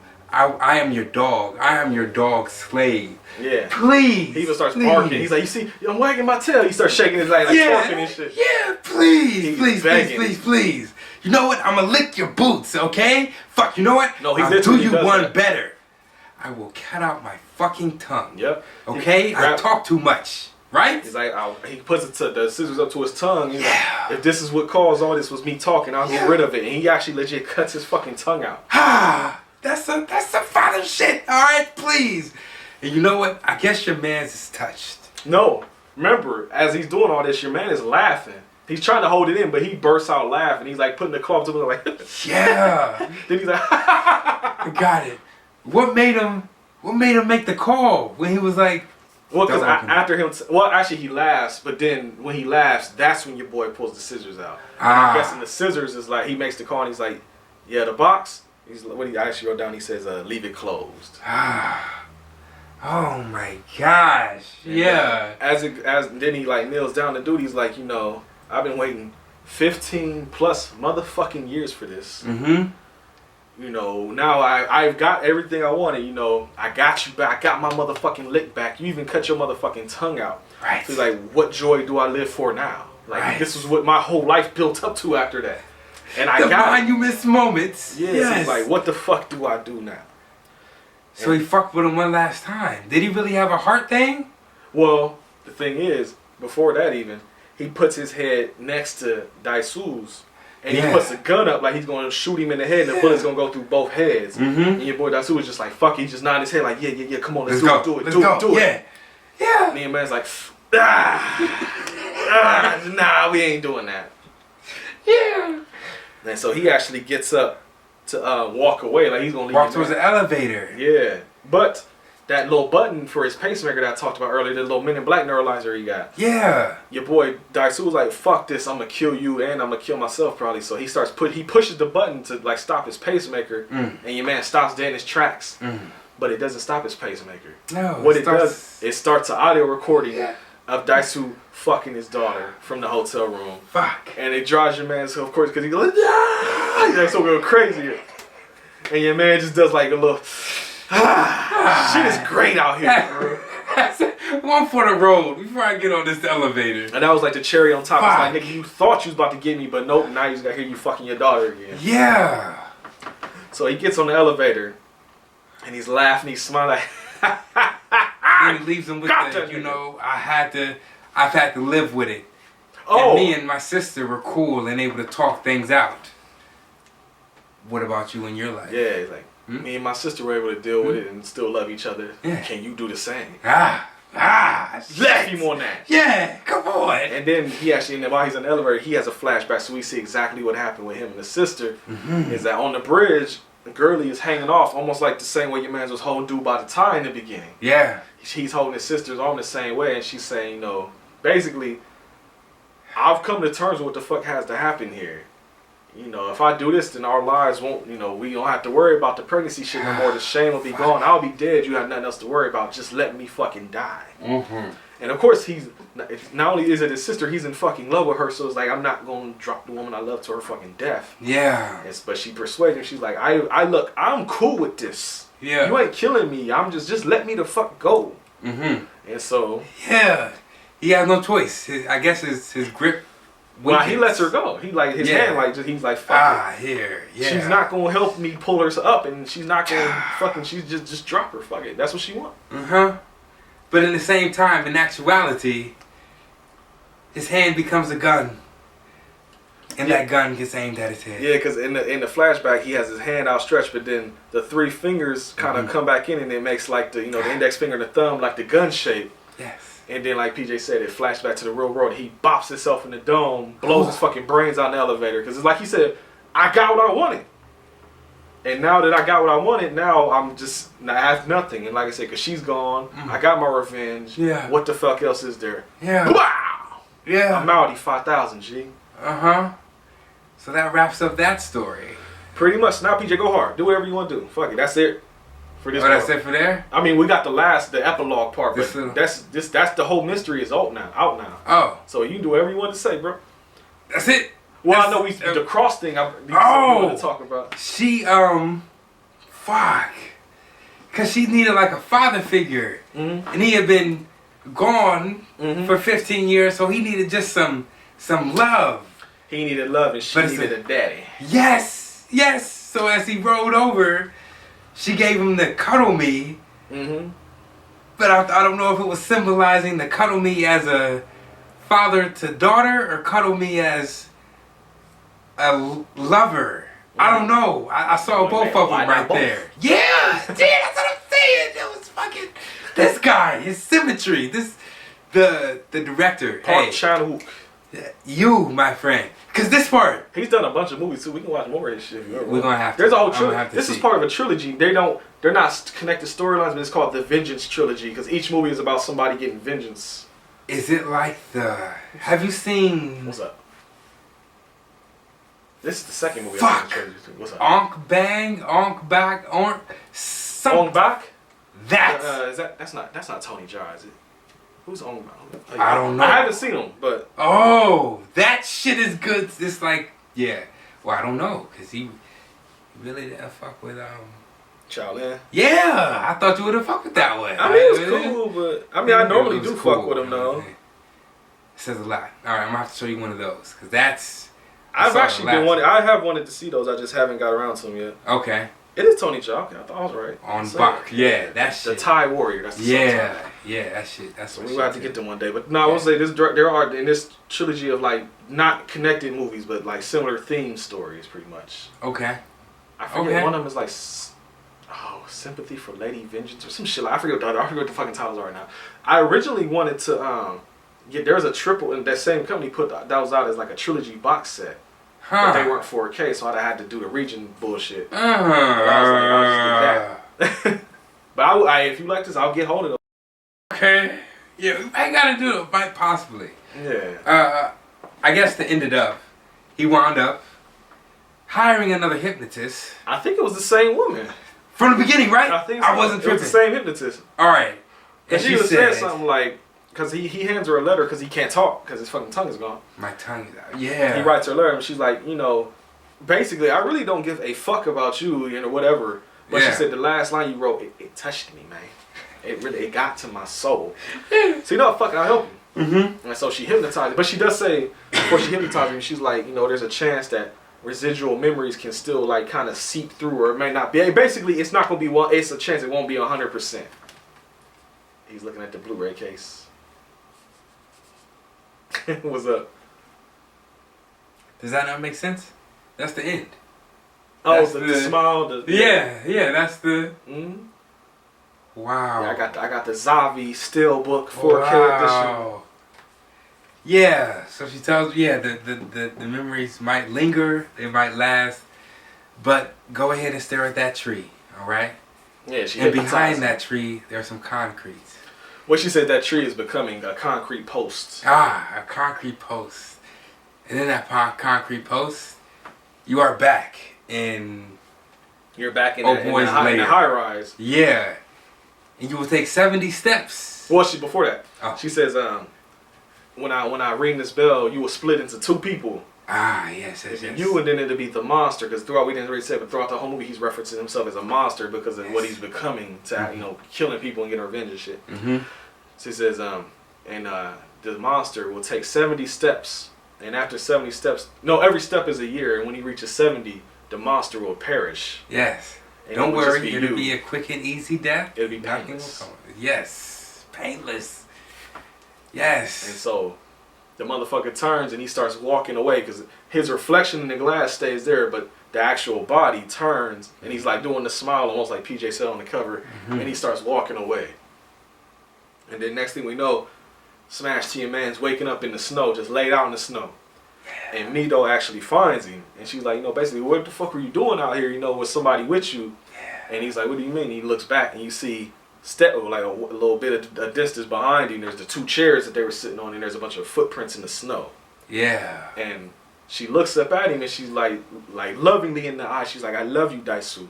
Mm-hmm. And then they embrace and hug, and Daisu's face in the camera, he's smiling super hard, but then it lingers for a while, and then as you say, as it lingers, the smile starts to slowly go away into like almost like a pained kind of grimace, like one of those clown smile type something. things. Yeah. It's like he's not really smiling, he's kind of like just like the everything's okay for now. Like the Joker type smile. It's not a real smile, it's a fake smile. I don't know how else to put It's it. a ghetto smile. Let me start. I want you to smile. Oh, there you go. The actual synopsis says, Midu finds Daisu lying in snow, but there are no signs of the hypnotist, leaving it ambiguous if Daisu really even met her. Didn't think that part. But Mido confesses her love for him, and the two embrace. Daisu breaks into a wide smile, which is then slowly replaced by a look of pain. So there you go. So that's it. That's what the director wanted us to think. No, that's what the nothing synopsis says. I can look that shit up if you want me to. I haven't had a chance to watch none of the bonus shit on the Blu-ray or nothing, but. Oh my god. All right, I can look it up, but that's pretty much the end of the movie, though. Like I said, she says, I love you. He embraces her. He's smiling, but then, like I said, the look of smile goes away into pain. So you left wondering, like, I didn't think about that part, like, if the hypnotist was even there. Like, if you imagine that part, I didn't think that. I just thought of it as, like she said, that hypnotism may not work 100%. So I just thought it was, like, it worked, but then, like, the memory still lingers in the mind somewhere. Maybe he doesn't know why he feels the pain he feels right now. But that's what I was thinking. It was he might not know exactly what it is that he's remembering, but he knows there's something in there. Yeah. And it's paining him. Yes. And that's where the movie leaves you at. There's no explanation for it. Nah, he wants to smile through it all, but he can't. Oh my gosh. Because even at the end of the day, even though he would have hypnotized, he's still fucking his daughter. He just got himself hypnotized so he don't know that shit because he fell in love with her. Fuck.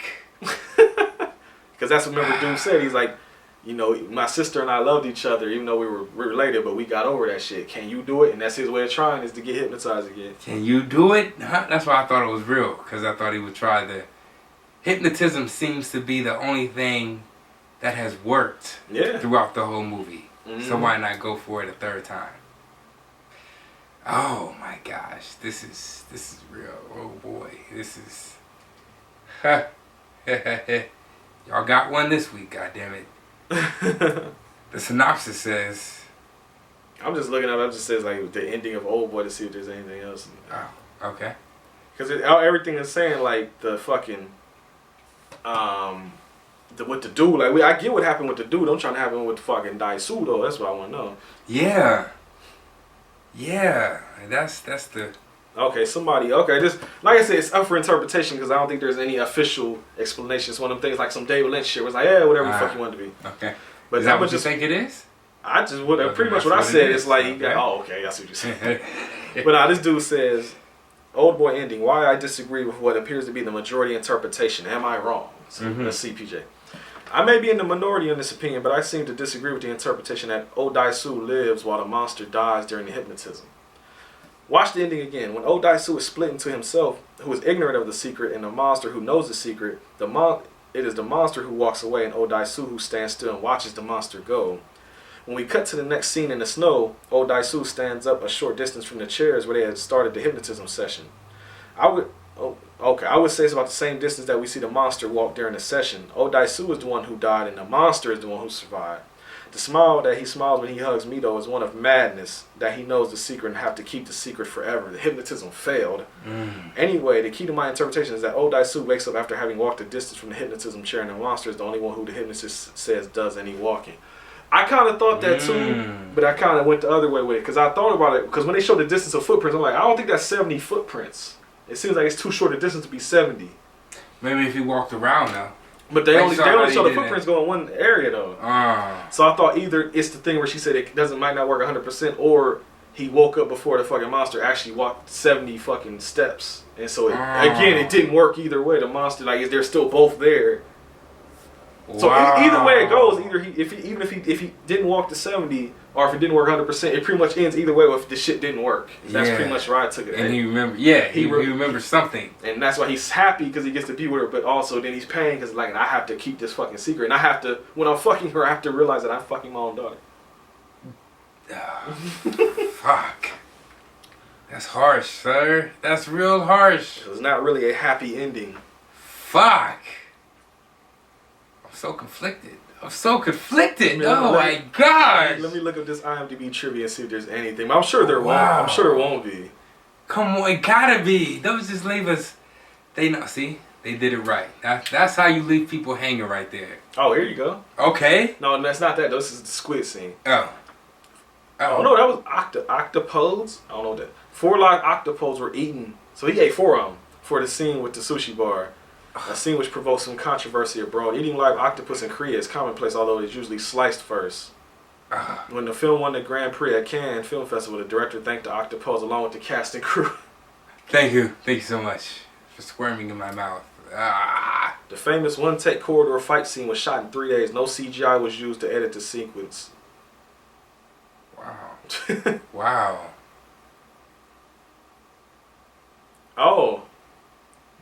Oh shit, here you go. The name Odaisu originated from Oedipus, the tragic hero in Greek mythology who ended up loving his own mother. Wow. There you go. Wow. It's based on a Japanese manga. Wow. There's so many things that come along with this movie. Okay, that's what it is. It's the second of the director's revenge trilogy. The first is Sympathy for Mr. Vengeance, and the third is Lady Vengeance. Ooh, there's a girl who has vengeance, huh? Yeah. Okay. So, like I said, I'm going to have to... Okay. There are many instances of cosmic justice throughout the film. Daisu's character talks too much, so at the end of the film he gets his tongue cut off. Mr. Han, the man with the white hair, hears everything that Wu Jin did and still lets him do it, and this is justified by him getting stabbed in the ear and deafened at the end. Additionally, the imagery of Jesus... There you go. Come on! Which Odaisu sees on the wall of his prison room looks identical to Odaisu at the end of the movie during the big reveal. I knew that fucking pose he did had to be something. That was it. Oh my gosh. Come on. Wow. This shit. The shot of Wu they got Jin me. holding the hand of his sister is the same as where he holds the man up by his tie. I said that earlier. Ha, I got that one. Yeah. Here you go. Wow.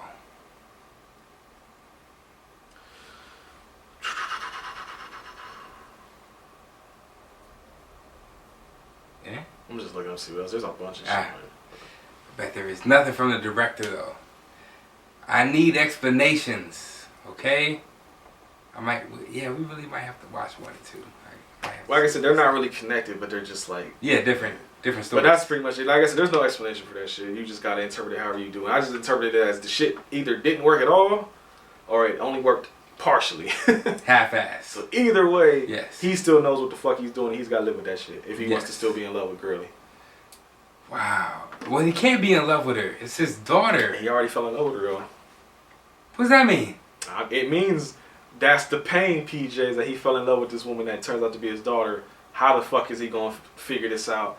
But you don't find that part out because the movie ends. How do you deal with that now? You fell in love with a woman that turns out to be your daughter. She's in love with you and doesn't know what the fuck is going on.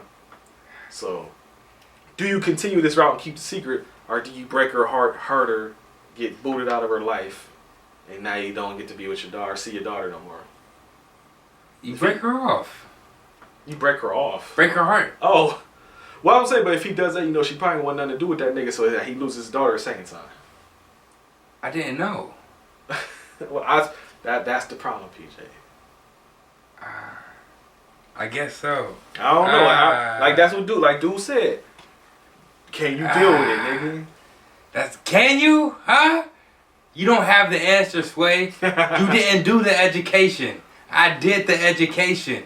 I can't handle it. There you go. That's it. I can't do it. No, I can't. No way. Okay. Well, there you go, PJ. That was Oldboy. Yeah. Wow. And that's 15 minutes add on to that, so it's been a minute. Oh. Yeah, because remember the first part got sliced together. Well.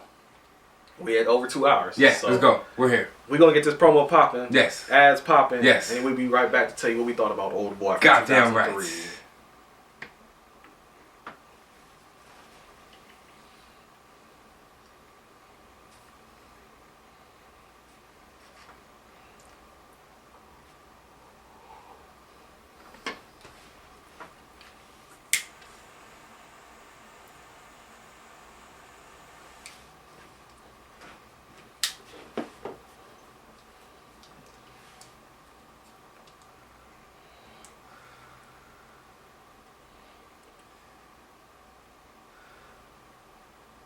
That's Joey right there. That's Joey talking. Yeah.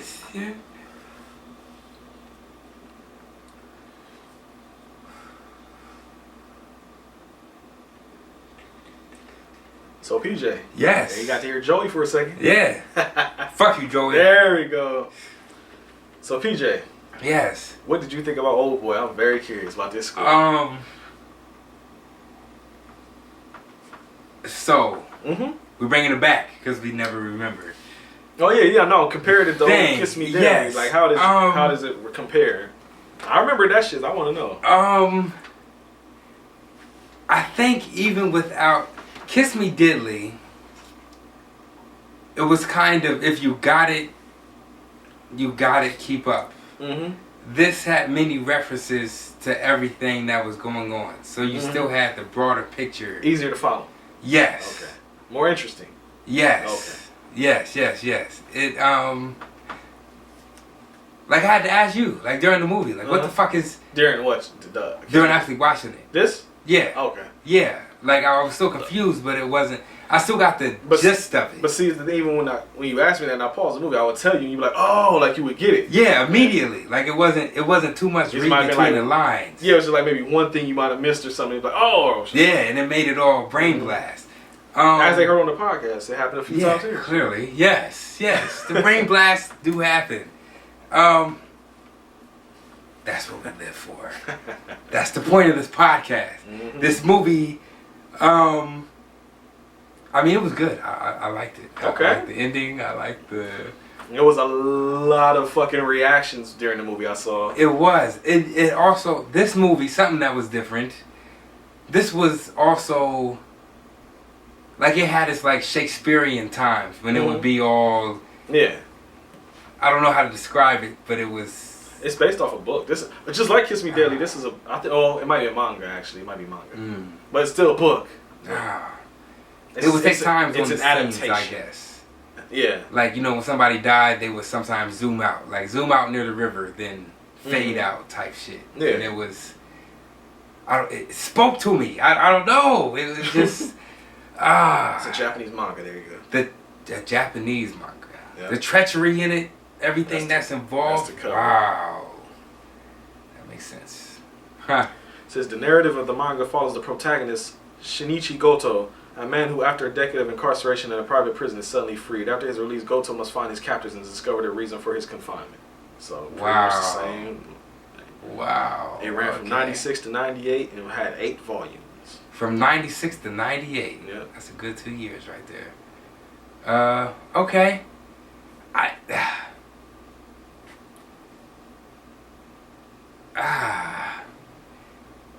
I'm gonna have to give it a 9.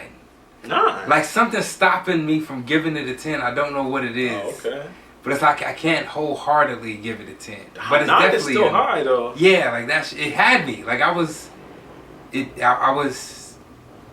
involved and wrapped, enthralled, if that's the word. Right. Yes. Now you Oh, were like yes. the whole time PJ was, well, he was watching that fucking. Yeah. It was one of those edge of the seat type shits where I was in it. I was in the shits. I had reactions when shit There happened. you go. Yeah, you definitely did. Yeah. It got me. Yeah, I was. As for you.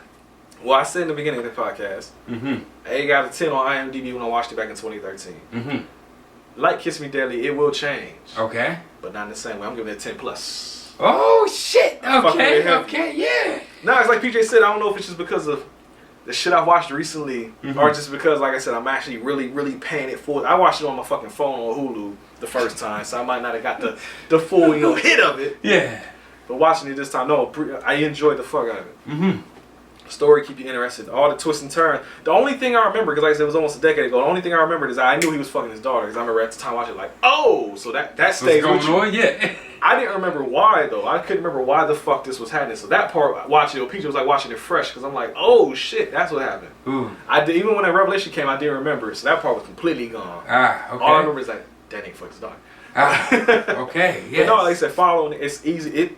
A lot happens, but like PJ said, it's easy to follow. And then you also, unlike Kiss Me Deadly, I mean, it had the action of the time. You got people getting smacked around. But like I said, this one has action mixed in at times too, where you can see the big ass fight scenes happening and everything. Yeah. You got your gore that I like to see. Niggas' teeth getting ripped out and all that type of shit. Yeah. It touched on like every fucking aspect of filmmaking. They had theatrical moments. Now I'm about to say we usually don't talk about it much, but the motherfucking cinematography at points was hype. There's parts where they got the different shots, the way they lined up the shots and shit was cool as fuck. Like it was, the story was never boring, and the filmmaking, the style also was never boring. Yes. The way it was filmed was good. The way the story was written is good. The way it was acted was good. There you go. It The keeps trifecta. It keeps you interested the whole entire time. Yes. So I gotta give it its props. It's 10 plus. All right. It's perfectly made. I literally, the reason I bumped it, I give it a plus. I'm like, I have no issues with it. There's no, like, even it being 2 hours long, it don't feel like it. It breezes the fuck by because you're interested the whole time. Like, yo, what the fuck? I feel like if I was able to follow it more, but I just feel like I get confused very easily with movies.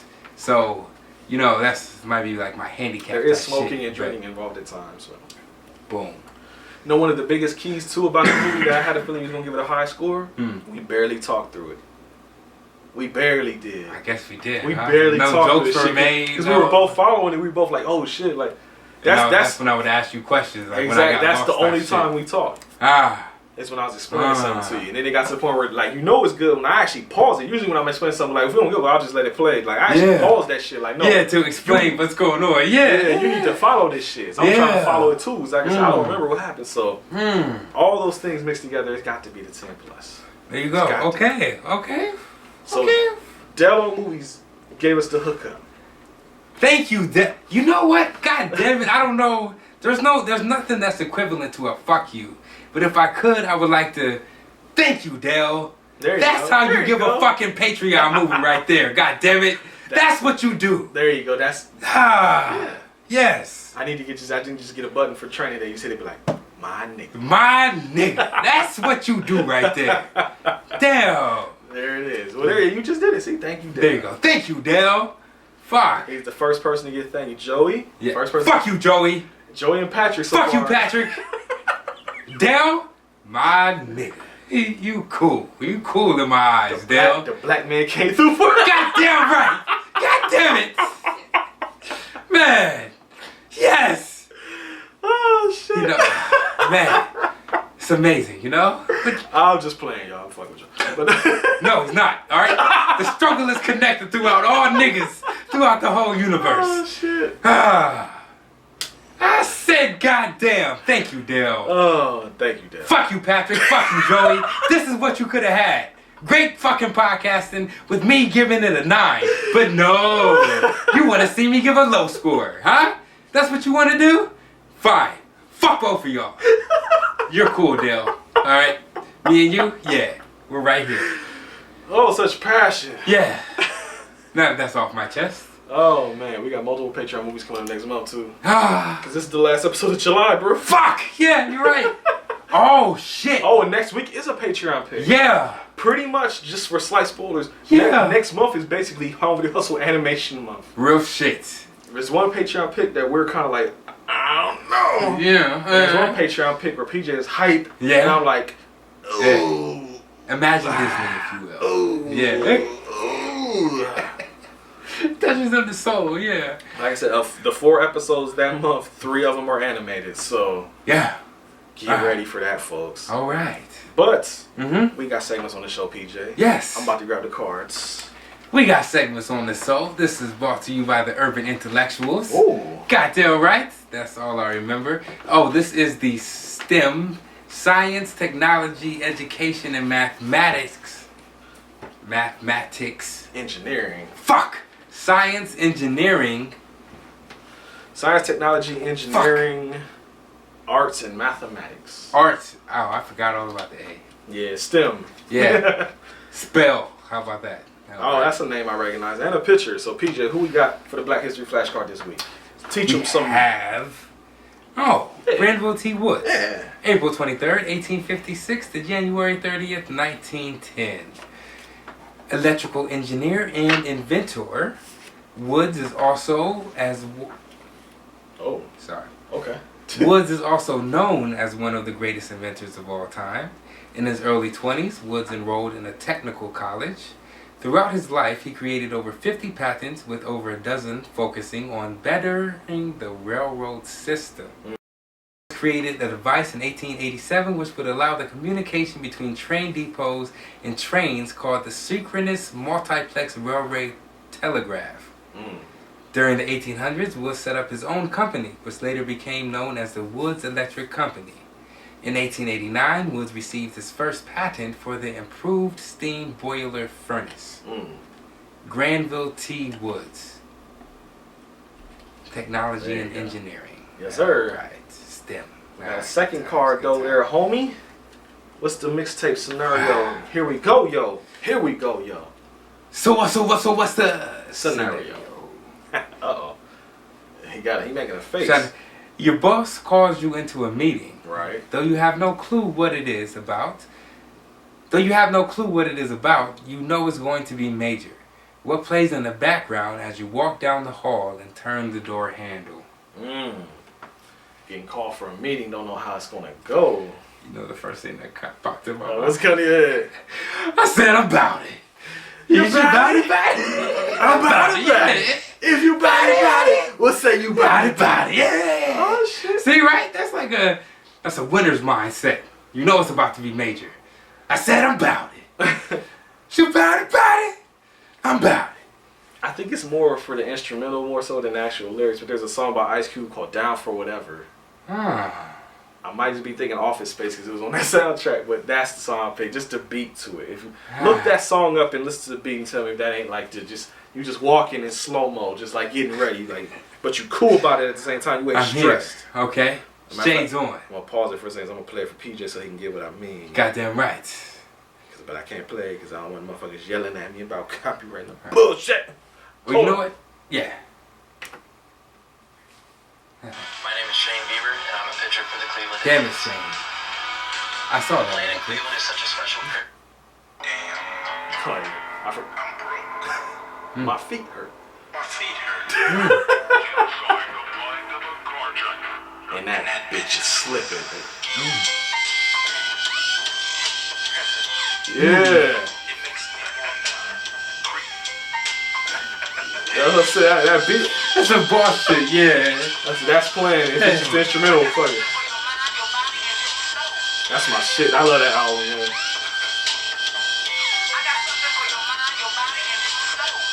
There's your boy talking all smooth. Damn, I'm such a G. I'm pathetic. Here comes the big-headed nigga that's ippin', sippin' up the Cavassier. God damn, I must have the floss today. Pimpin' ain't easy, But it's necessary. so I'm chasing bitches like Tom chasing Jerry. I put the pedal to the floor. In my two-tone Ford Explorer, you know how it's done. Sounds bumpin'. Ain't that something? Jumped on the 110. She's fine in the blazer, like Ghost Speed Racer. But I ain't gonna chase her. Like Racer Rex. But I won't flex. I've never heard him flow like this. That's the only song. Wanna get together, 'cause you know a Nigga nigga like me is down for whatever. whatever. Yeah. I can see that. Oh, And I'm down for whatever. I'm down for whatever. I can see that. Yeah, I I was can saying see that that beat, man. They just very- walking like, yeah, like I ain't sweating you motherfuckers. That's one of those slow-mo type, just walk in. No. That might be how it was in Office Space, but I can't remember. Ha! That makes sense. But PJ, Yes. man, we actually talked about the movie for the majority of the time. Fuck. Right? I feel like this was a good episode. Yeah. Yeah? Especially if you actually care about the movie. Come on. People that come to hear us are fine, but a lot of times people are like, oh, they did this movie, and then we talk about like pussy for like 30, 40 minutes. Sorry. Granted, we did have an extended intro for like 10, 15 minutes where we talked about where you was freestyling and shit. But hey, Come on. I had to They were get the fresh fun- beats. we had to get the fun part out before we start talking about dudes fucking their daughters and shit. Like, Great podcasting. damn right. Yes. But I'm gonna give them some info though. And what is that? If you like what you heard and want to holler at us online, Yes. or give us a follow to know when new episodes drop if you ain't done it already, Yes. you can find us on Twitter at capital H, capital V, capital H, capital P, lowercase I cast, HVH podcast on Twitter. PJ is on Yes. Twitter at PaulyPJ, but you can get in contact with him more directly on Instagram at. 614p_music. And if you like them bars he was dropping in the beginning, you can find them at. Don't judge me. 614p_music. At. SoundCloud. There you go. And And if you like them beats that he was rapping over, you can find Trade Voorhees at Trade Voorhees. makes sense, right? Can you Or spell at- that for him? TRADEVOORHEES. I just feel like people don't know how to spell Voorhees. But they get there you go, and you can also go to tradevoorhees.com. That's All why right. they get them beats. Bandcamp, homie. All right. But yeah, if you also want to follow us on Instagram, the Home Video Hustle is at Home Video Hustle Podcast. Just type Yes. that shit in the search bar. We're on Facebook at Home Video Hustle. Just type that in the search bar. Yes. And we got YouTube videos that we put out every Wednesday. Just type in Home Video Hustle in the search bar on YouTube, and we'll be there, and you can subscribe. Fucking simple. And if you haven't done it before, and you want to show us some love to get our podcast more out there into the wilds Yes. of the internet, You know what you didn't do? what did I do? You said we had a 5-star review. I read it already, didn't I? Did I not read it? No? I didn't read it? Yeah, I No. did read it. I read that. I'm pretty sure I did. I remember pulling my phone up and looking at it. What'd they say about us? Oh, fuck. I don't remember. Hold on. A 5-star review? Yeah, we got a bunch of You five. did- Because I was telling you. You remember, said you were remember, gonna- remember I told you we had one star, but we was clowning them because they didn't leave a written review. They just clicked the 1 star. I do remember we did talk about it. Yeah. Yeah. That was... That might be the last episode we recorded. No! It had to be, P. Fuck! Alright, whatever. You know. Hey, but look, I'll tell you what. Disregard me. If you give us a review that you want us to read on the podcast, we'll do that. Goddamn If you go over right. to iTunes, Apple Podcasts, whatever the fuck it's called, and leave us a 5-star review, it helps the podcast because it gets us out there more into the stratosphere. Ah. Because I think, like I said, we got 1 3-star, 1 1-star, but then there's like 50 almost fucking 5-star reviews. So My Nick. 4.9 out of 5 pretty much might as well just give us a goddamn 5. Come on. Come on. There's always haters out there, though. It's fine. Fuck you, Joey. It might not. Joey gives a good review. I don't care. Be like, nigga, he gave us a roller gator. Just like, That's that's right. Yeah, that's right. That's right. Yeah, yes you did. Fuck you, Patrick. Patrick gave us Doom. Yeah. Fuck you. Hey. Hey, guess what, Dale? Oh my god. You're cool. I fuck with you. Yeah, yeah.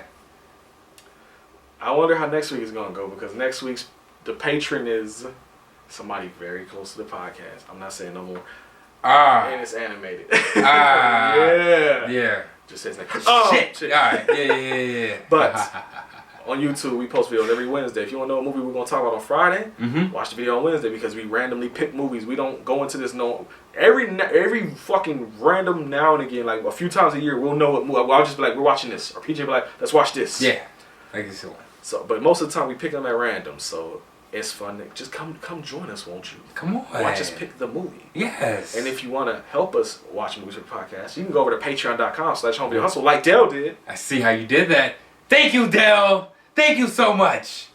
And on patreon.com/homevideo hustle, we got 2 tiers where you help support the podcast. $1 tier, we $3 tier, but there is also a hidden whatever tier. You can give us whatever you want. We just give you the 2 options. Like that guy that gave us $99.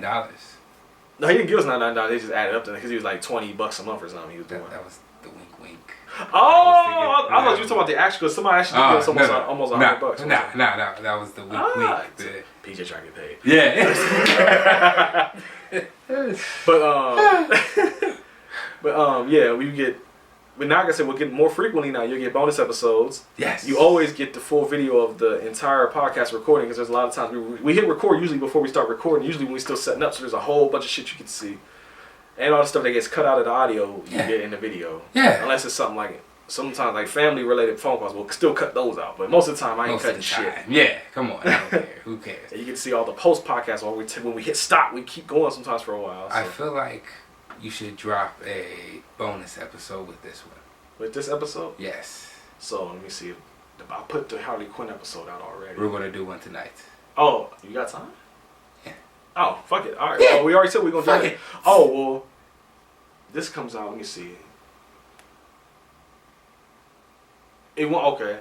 If it goes with this one, if you want to keep that time frame you talked about, it'll have to be whatever we record after this one. If you get what I mean.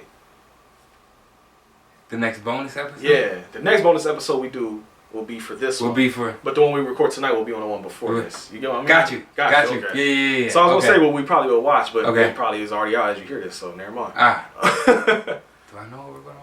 We talked about they'll find out. Oh, okay. If you subscribe to Patreon. Goddamn right. If you follow us on Twitter, you'll know what we did, but you can't hear it unless you become a patron. So, all you gotta do is $1. You ain't gotta do you ain't gotta do the $3 tier, because if you just do the $1 tier, you can get the bonus episode. $3 tier, pretty much the big draw of that one is that you get to make us watch movies continuously. $1 tier, you can give us a movie one time, and you're done. And that's it. All right. It's wraps. Yes. But if you become a $3 patron, you give us your movie, we watch it, we go through everybody else's, and then once the saga continues, you get to give us another one. Thank you, Dale. Yeah, Dale is a $3 patron. What did he have me watch? I think the last movie he had us watch, oh, you weren't here. I think it was Black Shampoo, but that was when I did it by myself. Okay. So I mean, he did better this time, I'll say that. Oh, thank you, Dale. I think I gave Black Shampoo a 4. Ooh, fun connection with that movie, though. Uh. The Candy Tangerine Man, the lead actor guy. Yeah. He was the lead actor in Black Shampoo. He was Black Shampoo. I might have to watch it just because. It's one of those movies where if I had watched it with you, it probably would have been like a 6. I was watching it by myself. It's watchable. Yeah. It would have been watchable. It would have been more fun. Okay. It's definitely one to watch with friends. Okay. Okay. So, patreon.com/homevideo-hustle. Make us watch movies, get bonus episodes, get videos of the whole entire podcast recording, and get our eternal thank you.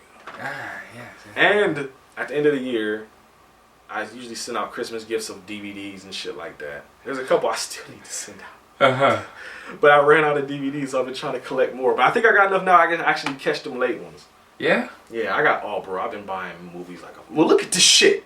Like, I've been buying movies like crazy. I'm waiting for... Hold on. I saw one down there that I'm just... That we gotta watch on the podcast. Where the fuck? I might have watched it already and took it upstairs. Yeah. No? Oh, not Black Hawk Down. No, not that. We passed on that. Fuck. What movie was it? I don't know. I just saw it though. Like it was in my peripheral somewhere. Like tonight? There. Yeah. Oh. Like I saw it. I ain't moved nothing, so I don't it's know somewhere. It's in one of these. That's how many movies this guy has. They're not even upstairs. Okay? No, dedication. Upstairs is the stuff I've watched and put up. Downstairs is stuff I ain't watched yet. And there's 1, 2, 3, 4, 5 piles of them down. Yes. I know for sure you did say you wanted to watch. Where the fuck did he go? Well, of course the Spike Lee movies, of course. But yeah. There was something else. Fuck, now I don't remember what you said. You did? Oh, I was telling you, I never seen none of the Rocky movies. I got all the Rocky movies down You've there. never seen the Never Rocky? seen Never seen any the of Rocky them. movies. Rocky or Creed, none of them. But you get all the jokes because you Oh know. yeah, I would watch when I was younger. I would just watch I would see it on and I would turn it away from it and I would come back when the fight scenes happen. I didn't watch the story. Oh, I am Rocky. I was you with the video game cutscenes. Like I don't care about the story. I just want to see the fights. Let me see the fucking fight. Yeah, so I've never actually watched. I don't know the plots of none of them, but I know the fights though. I know Rocky wins. So Yeah. usually That's why he is Rocky. Well, I know you lose in the Real beginning, quick. and win at the end. What's up? What is Sylvester Stallone's? I saw this thing. What is his stick? Like, why is he popping in America? Was he just a strong man? Well, he did all the movies. Well, you remember, he's Rocky, he's Rambo. Sorry, not Arnold Schwarzenegger. He's like he's the same he's the thing. Terminator. He's Commando, Total Recall. He had all them Conan. He had all them hit movies back to back to back to back to back. So was his thing being like macho and bravado? Yes, he was big muscle guy, that Predator, that did action movies that was hype. He did hype action movies. That's the thing. Like I said, you had your Schwarzenegger, you had your Stallone. You even had, to a lesser extent, you had Steven Seagal. And you had better than Steven Seagal. You had Jean-Claude Van Damme. Van Damme. Yeah, exactly. There was a period where action movies were hype.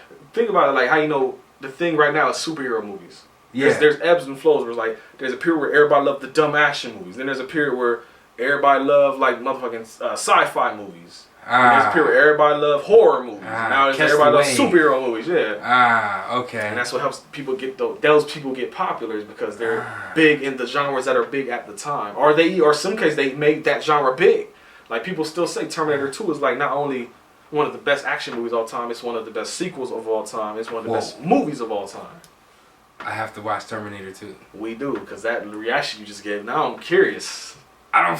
He was regular. I saw him in an interview. He was just regular, but he was just talking shit about his stogies. Yeah. Shit about how his wife can't tell him nothing because I smoke stogies at my house. Is that when he had the glasses on and shit too? Yeah. I know exactly I'm a fucking hunk and all this other. I'm like, yo, is that really how he is though, or is that just some?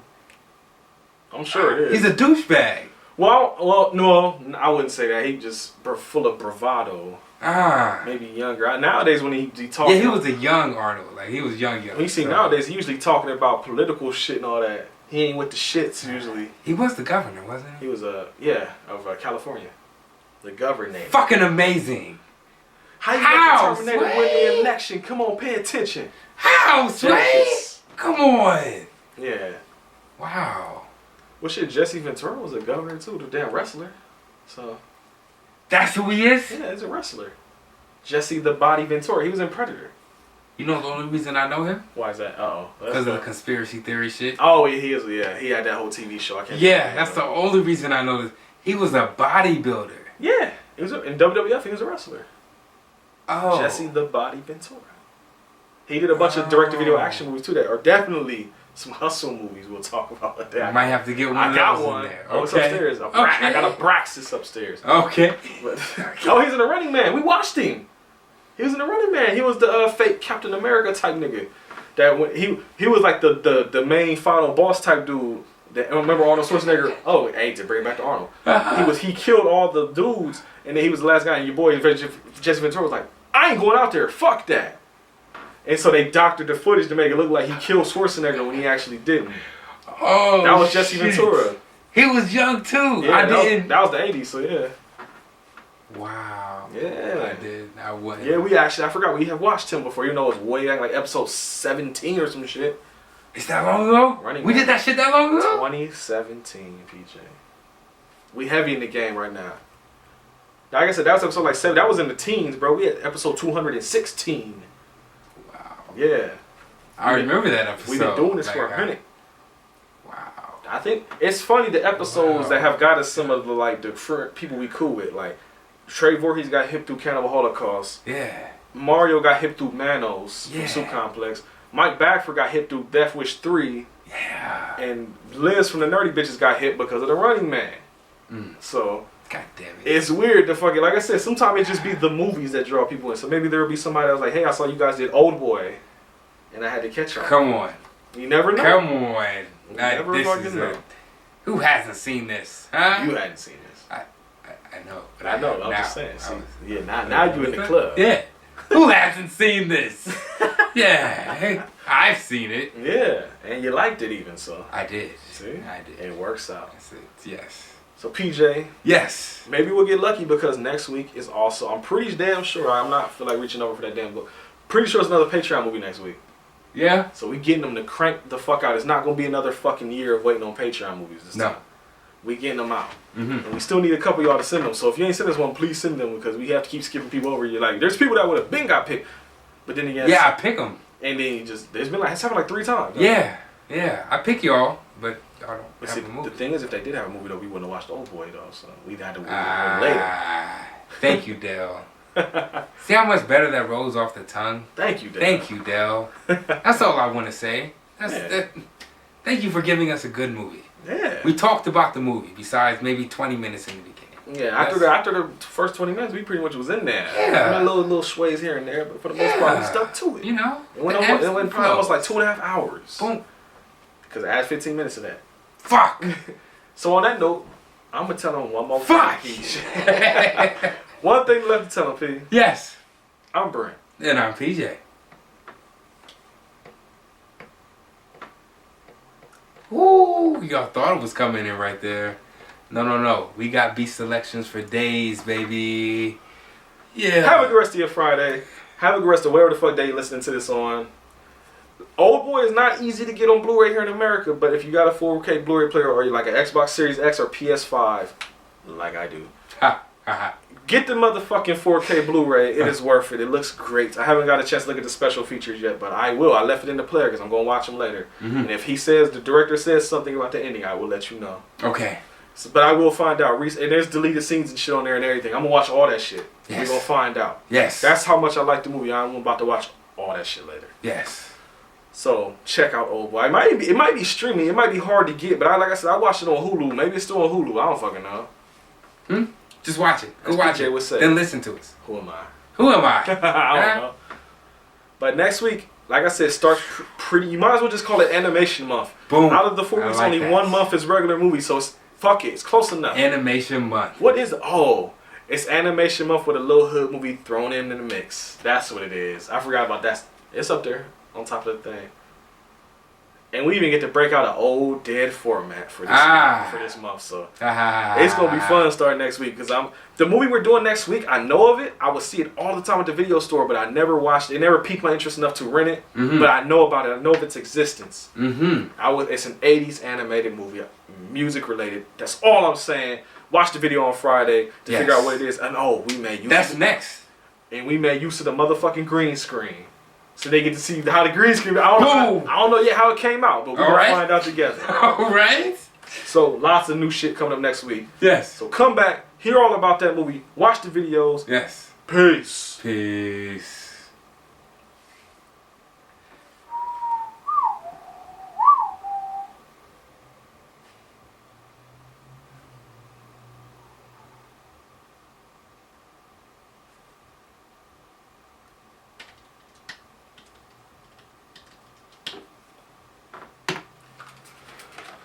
That was really 2 hours and 30 minutes, huh? Pretty much 2.5. Yeah. Wow. It's a good episode right there. It was. That was actually like especially movie wise. What time? 12:40. Damn, really? It's almost 1?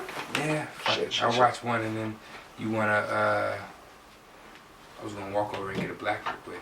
I'll walk with you. What are we doing? South What? Park. Ah, shit. You got a spoiler. I forgot what y'all. Shit. Well, no, That's why like you I said, paid for this. it'll already be out. Like I figured though, so it be that good. You said this is the one. I'm trying to think. Harley Quinn came out. You said you wanted to record them like every other time we recorded something. You said. Yeah. So this would be for the. I mean, we just did it last week, but I'm trying to get. Because I put that out on Monday, so that's already out there. So this would be the every other. That would be right for Kiss here. Me Daily. Yeah, this will come out with Fatal Exam. Okay. And then the next one will come out with. I ain't telling y'all. The animated movie. So yeah, this will come out. Okay. Okay. So we'd have to do another one sometime in the meantime. Cool. Peace. Okay.